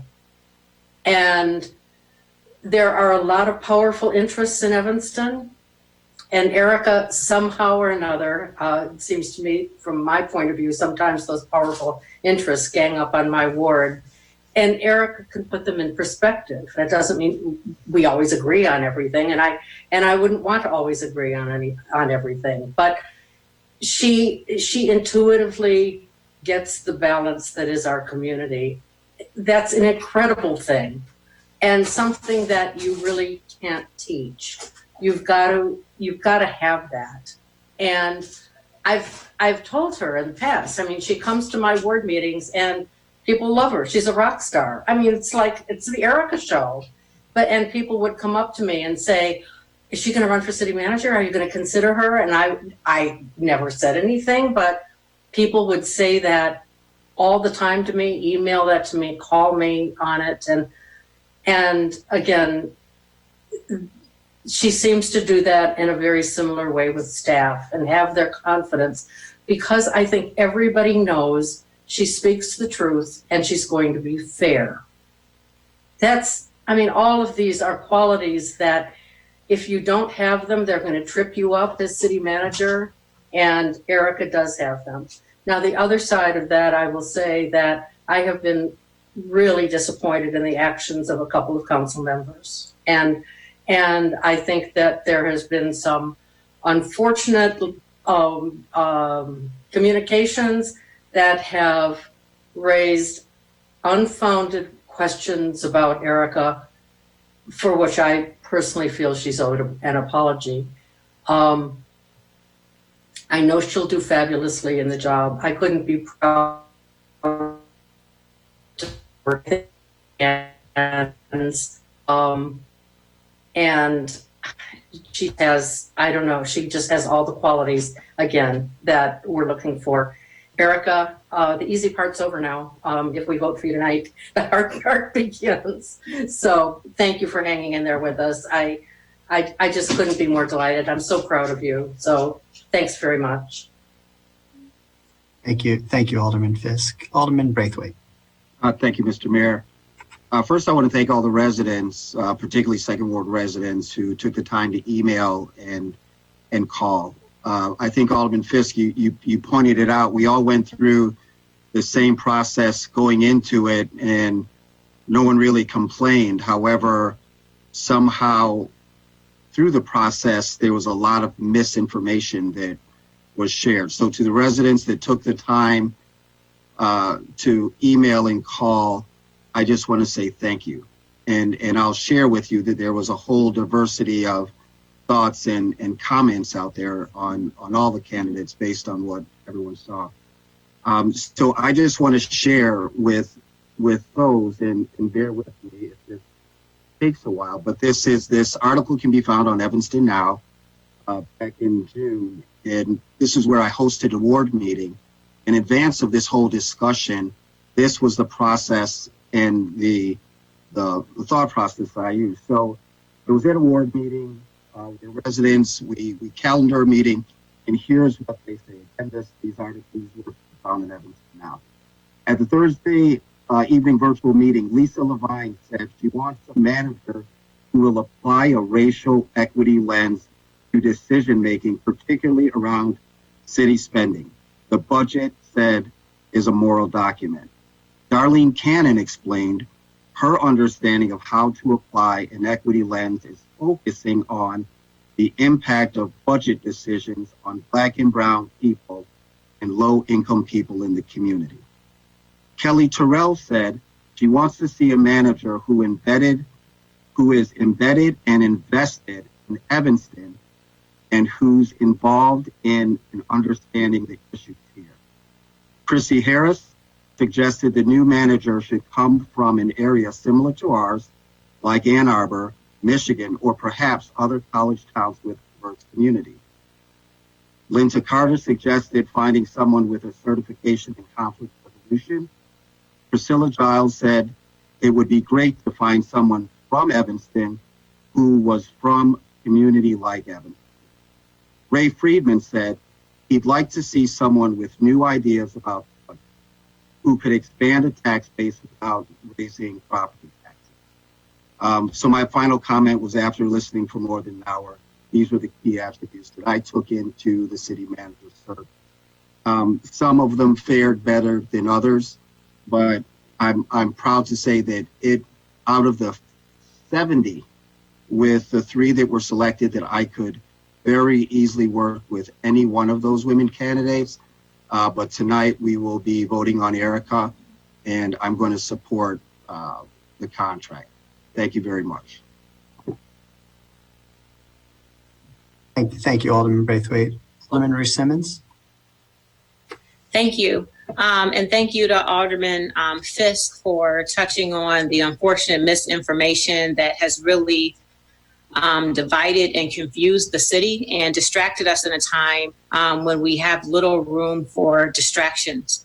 So with that said, we had a process, and based on the feedback that I received from the 3 panels, what I observed at the community presentations, the direct feedback from the residents of the 5th Ward, the expectations of our new city manager, and my experiences in my role.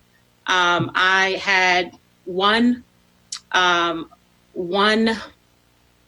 candidate out of the 3 amazing and very qualified candidates that would have been my choice for city manager, and it was not Erica.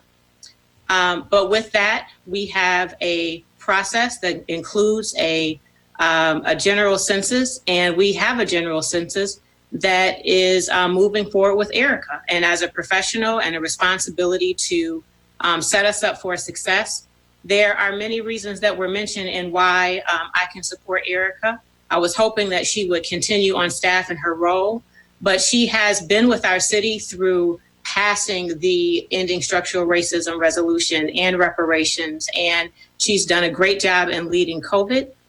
So with that, I have to support what has been a consensus for the City Council. There's nothing more to do than to offer feedback, which I have done already in Erica, in areas that I believe she has room to improve. And I know that she's going to do that. So it was not my choice. I do believe that the discussion outside of exec session has made this a lot more complicated than it needs to be. And I will not share who my choice was. I don't think it's responsible to those candidates to say one was better than the other. But with that, those are my comments. I'm very disappointed. Mike Basilko, I would love for you to say who told you what my vote was and my colleague Alderman Braithwaite's vote was. I would love to know more about that. But it was inaccurate and it was inappropriate to share anything out of that meeting because we did not have a vote at that time. Thank you. Thank you, Alderman Ruth Simmons. Any other comments? Alderman Ravel. Yes.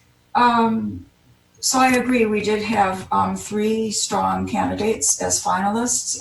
In my personal view, there were 2 especially strong candidates, each with different strengths and different talents and different records of accomplishments.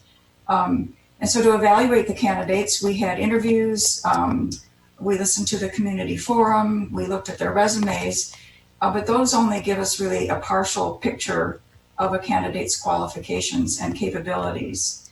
But in the case of one candidate, Erica Storley, we had the additional benefit of direct experience with her performance this past year. And I just want to touch on 3 aspects of Erica's performance that to me really led to my strong support for her being our permanent city manager. First, with Erica, we know we have a very strong staff leader. She's proven her ability to build and lead a very capable staff team. She's established a level of trust with the staff and enabled them to work through the really significant challenges of the pandemic to continue to provide a high level of service to our residents. And I think having that stability going forward is really, really valuable. Second, and we've heard a lot about that tonight in our budget discussion, Erica is able to make tough decisions. She made tough decisions early in the pandemic to mitigate the expected loss of roughly $12 million in revenues. And she asked for significant sacrifices from our staff and gained those sacrifices.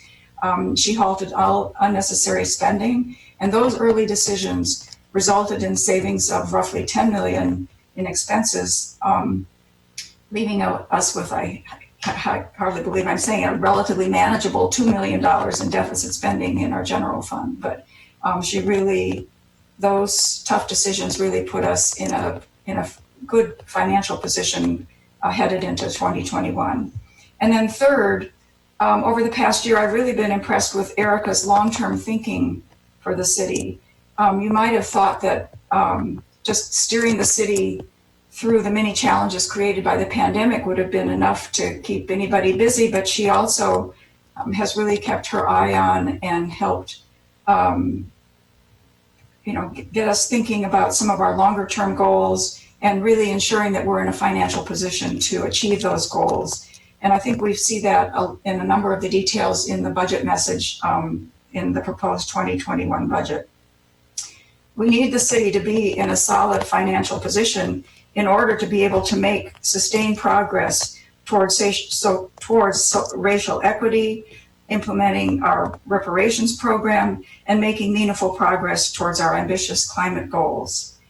An example, I think, of Erica's long-term thinking for our financial strength is her identifying the opportunity we have to right-size the number and kinds of city assets we have, and in particular in making a wise decision about what to do about our civic center, because that does provide some really positive opportunities for us going forward. So in hiring Erica, we can continue the momentum. There's no time to be lost in a transition period. And finally, I dug out the Illinois some kind of management brochure. It's the City Council's responsibility to set goals and policies and determine the direction for the city. The council appoints a professional city manager to carry out the day-to-day administrative operations. And I'm really confident that Erica will be a very capable partner for us as we work to implement the policies that we've already set and set new policies for us going forward. So I'm really pleased to support Erica for our permanent city manager. Thank you, Alderman Revelle. Any other comments? Questions? All right, so we're gonna take the vote then. Seeing none, I just have I do have a statement, a couple words I do want to say. You know, we wouldn't be Evanston without a controversy in this town, whether it's plan developments or it's FOIA or it's personnel decisions or it's police. And now it's a controversy over who should be the next city manager. The reality is that our disagreements in town are not because we're a corrupt government or council. It's just because we honestly disagree. The fact is, many problems we face don't have an easy button. It takes facts, good judgment, past experience, and foresight to try and arrive at the right decision. And even then, we sometimes get it wrong. My experience with the Evanston City Council is that and the aldermen, is that they have each approached the hundreds of votes that they have taken over the last 4 years in a thoughtful and measured manner, always with the city's best interest at heart. Nonetheless, too often today, and this isn't just in Evanston, when someone is not on the prevailing side, they either claim that there was a conspiracy or a lack of transparency, with the belief that more transparency would have resulted in the outcome that they preferred. The reality is, it's our elected representatives, this body here, our city council, that hire the city manager.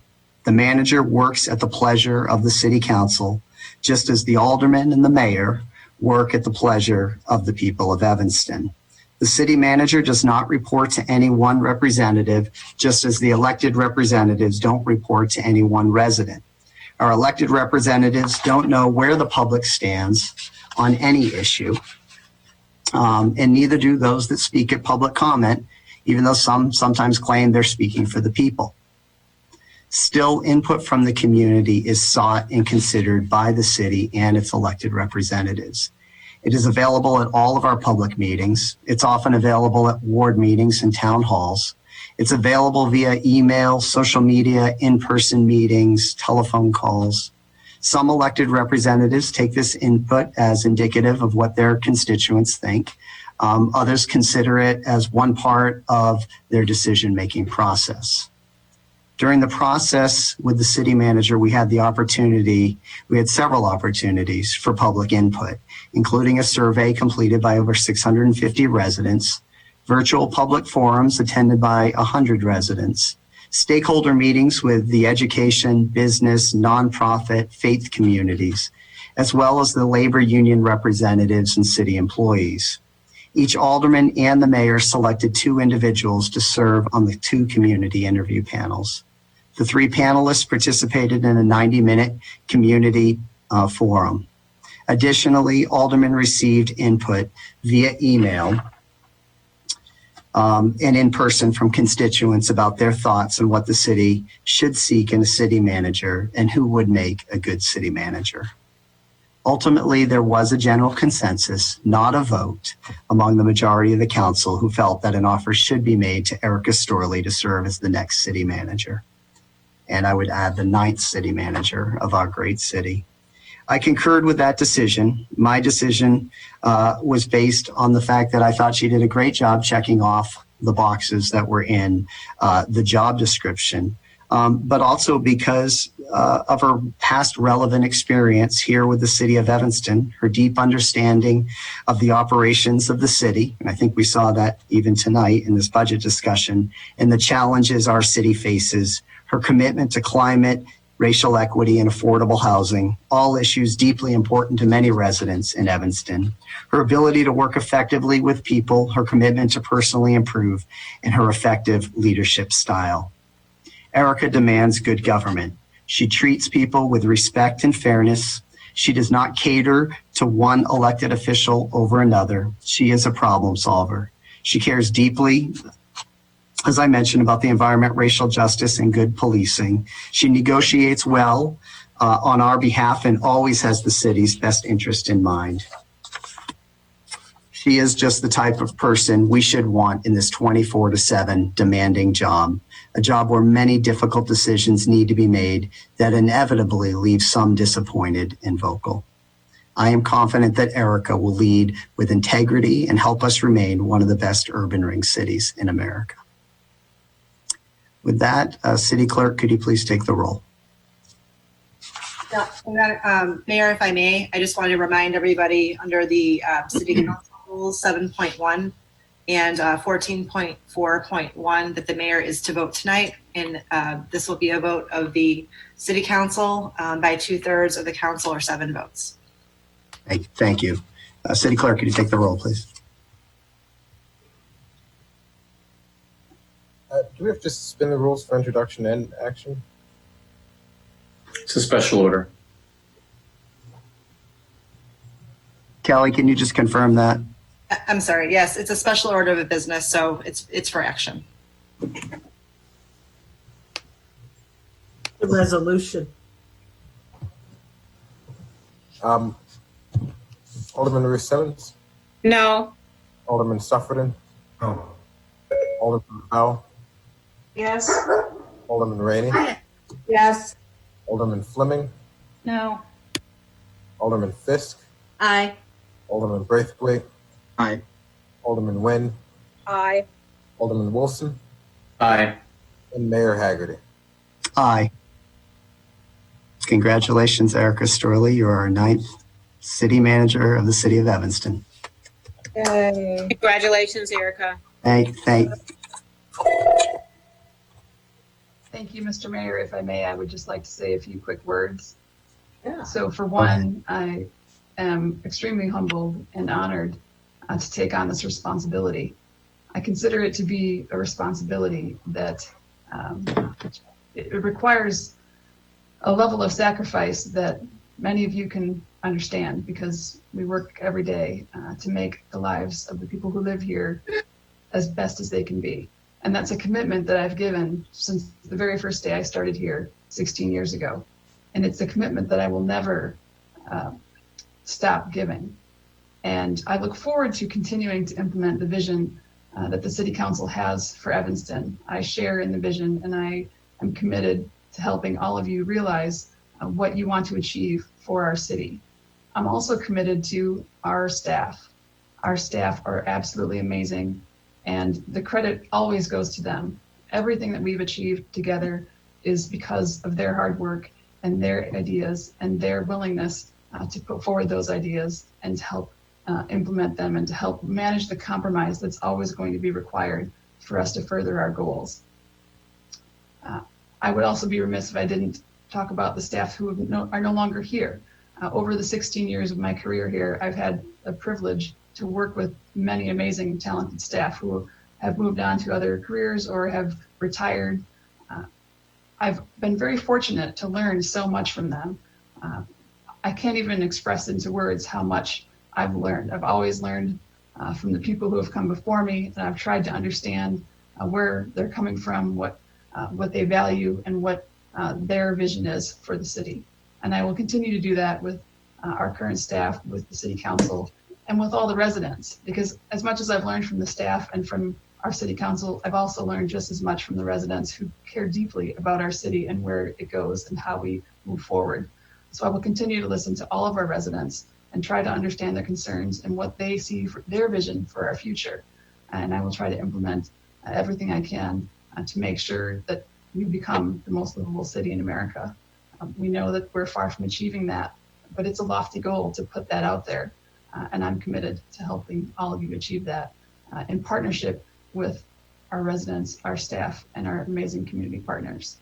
So thank you. I appreciate all the kind words of support that have been given to me over the course of the past year since I've been in this interim position, both from the council members, the staff, the residents, from near and far, far and wide.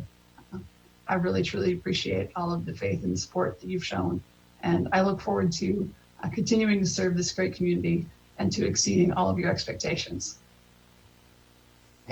Thank you, Erica.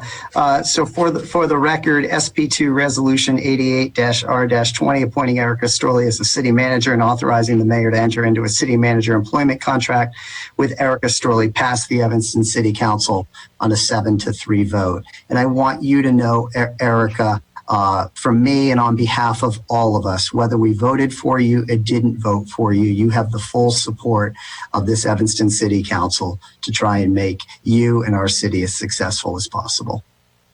Thank you. All right, we're going to now go to call of the wards. Let's go with Alderman Revelle first tonight. I'm needing to find a partner to host a budget meeting, so I'll be contacting you all, but I don't have anything else. Okay, thank you, Alderman. Alderman Rainey. You're muted, Ann. You're muted, Ann. No, I know, I'm unmuting.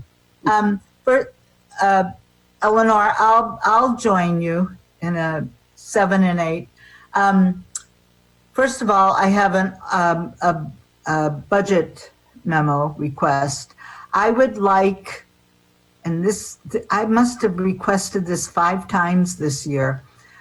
I want a listing of real estate transfer tax income revenue from January 1, and I want it in 3 phases. I want the regular real estate transfer tax. I want the real estate transfer tax in excess of $1.5 million, and the tax of any, if we have any, 5 million and over.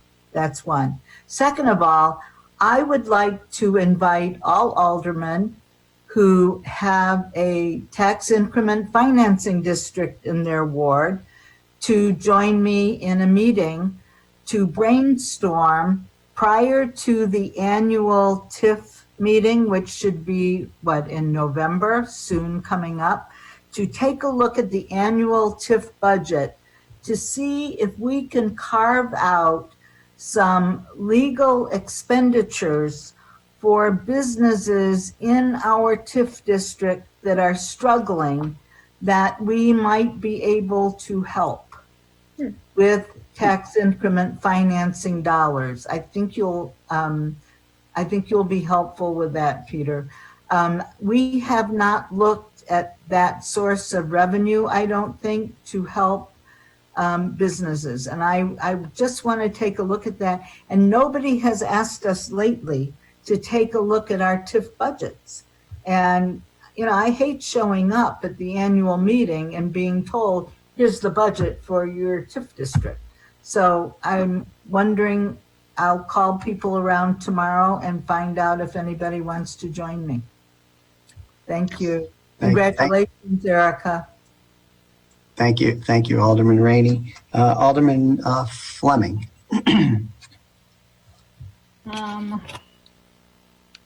Tomorrow is the first alternative emergency response subcommittee meeting. It'll be at 3:30. There's a link on the city website. There will be a public comment, but it will be at the end out of respect for the time of the subcommittee members, since it's during the workday. So if you want to participate, just know your comment is at the end.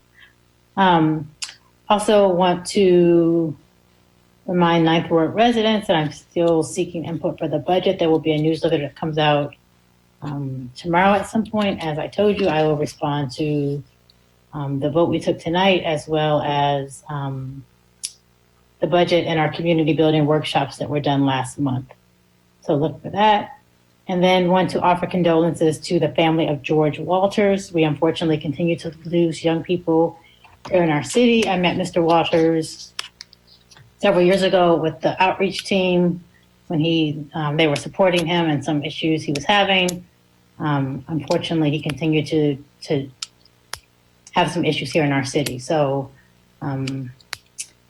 at some point in the Human Services, I'm the chair, I would like for us to have a meeting that's really focused on our youth and what we are doing to support our youth, particularly now with the pandemic and so many youth who are at home, maybe in unsafe and unkind areas. I think we have to really start looking at this urgently. I think we've lost 4 or 5 youth this year which is a lot for a town our size. So I will give another announcement for that as we get close to human services. Thank you, Alderwoman Fleming. Alderman Fisk. Yes, thank you, Mr. Mayor. Well, I want to congratulate Gail Henry, owner of Evanston Animal Hospital, and her husband on the birth of a baby boy on Saturday. That's very fun. My dog Henry is named after her, so that's makes it especially fun.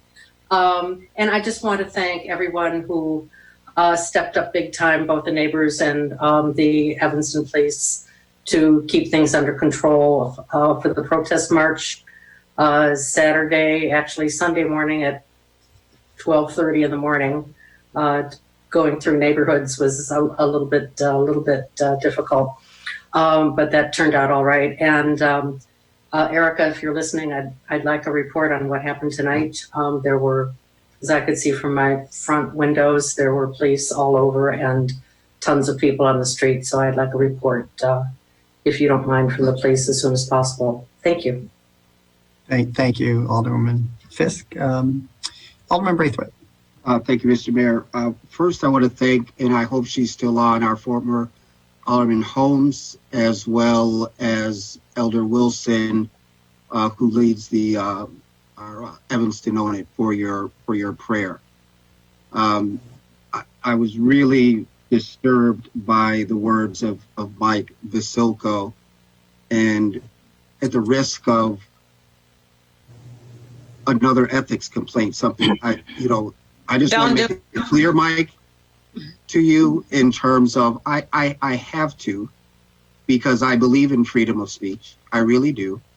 However, in post-slavery 2020 America, Black people, all of us, both residents, have the right to how we feel, who we want to choose, what we want to wear, how our Black women want to wear their hair, etc.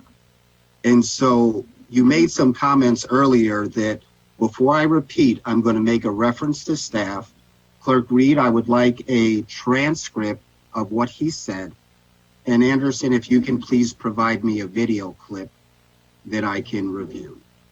And then I'll come back and make a statement regarding what he said. But again, to Alderman Holmes, God bless you. Thank you, Alderman Wilson, for your prayers in terms of moving us forward, your unifying voice during a time where our country is seeing the most racist tones come through, the most horrible pandemic. You showed up and you spoke well, and those words will guide us forward. So for those that were critical of any decision made, I look forward to rolling up my sleeves, doing the hard work, and proving each of you wrong, because that's only going to make our town better. Your voices were heard tonight, loud and clear. Thank you. Thank you, Alderman Braithwaite. Alderman Wilson, Alderman Nguyen, Alderwoman Nguyen. Thank you, Mr. Mayor. First, I want to remind Third Ward residents that our regular October Town Hall meeting is this Thursday, October 22nd. It's via Zoom, and please join us at 7 p.m. We're going to have a budget report. I had that planned before I knew we were going to join together with other wards, and our usual discussion about activities in the ward and what's going on with the city. Then second, I want to say thank you to everyone who attended the women's rally on Saturday. It was a small but very vocal crowd. I want to particularly thank Becky Samuels for organizing it. It was really nice to be in community with, at socially distanced and wearing masks, with people who care that deeply about so many of the issues that are facing us today. And it was good to be reminded out loud, as we all know, how important and precious our votes are. And I look forward to voting this week. My mail-in ballot came today, and I am going to vote in person. So thank you, Mr. Mayor. Thank you, Alderwoman Nguyen. Alderman Wilson. Thank you.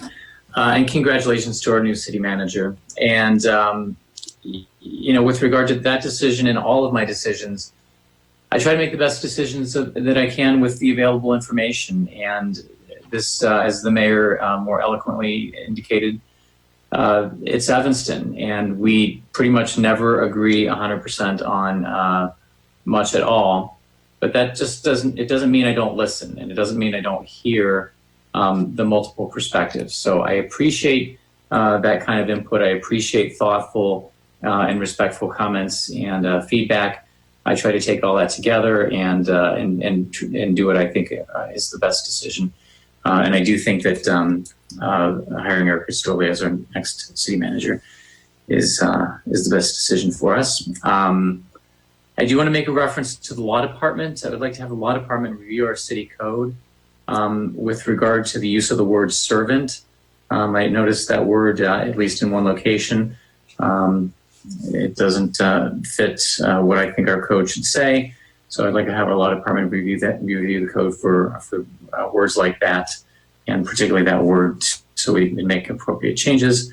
And there is, as I mentioned before, going to be a joint first and fourth ward meeting, October 27th at 7 p.m., principally to discuss the budget. So I do look forward to getting input on, what the extensive presentation we had tonight, and feedback from the residents on compromises they might or might not be willing to make.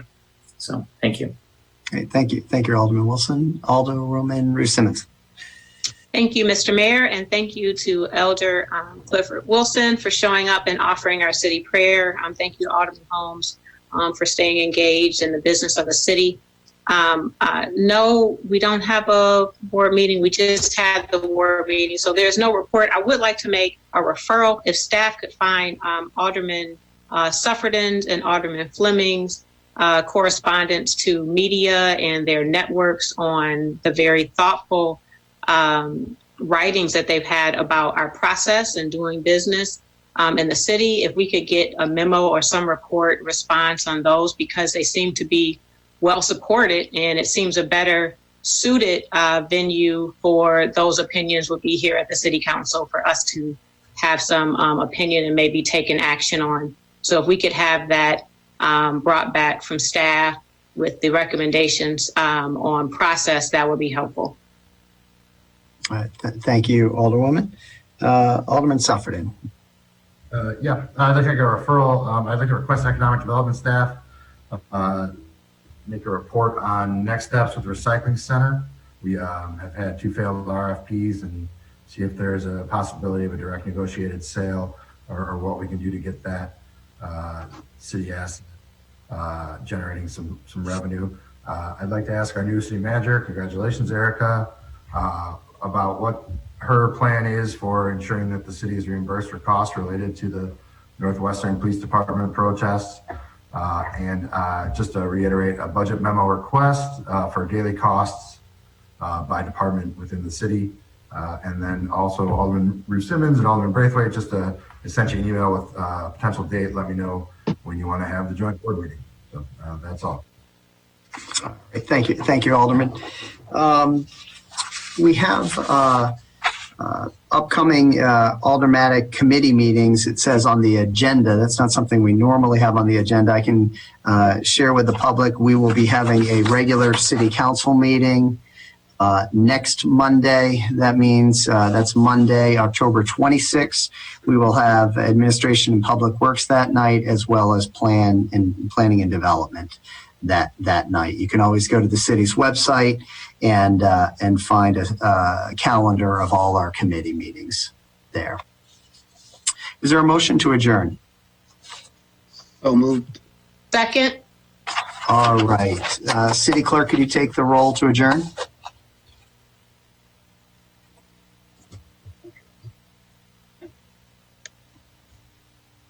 Aye. I didn't hear him say.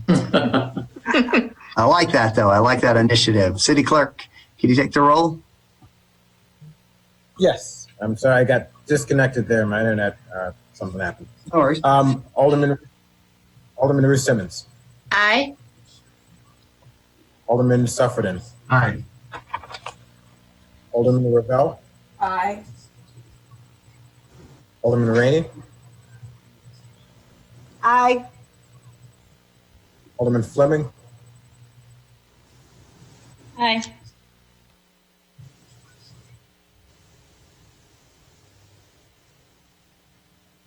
Alderman Fisk, Aye.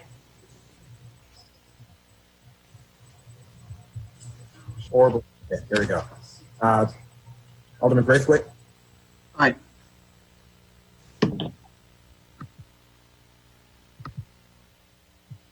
And Alderman, I'm sorry, horrible internet connection.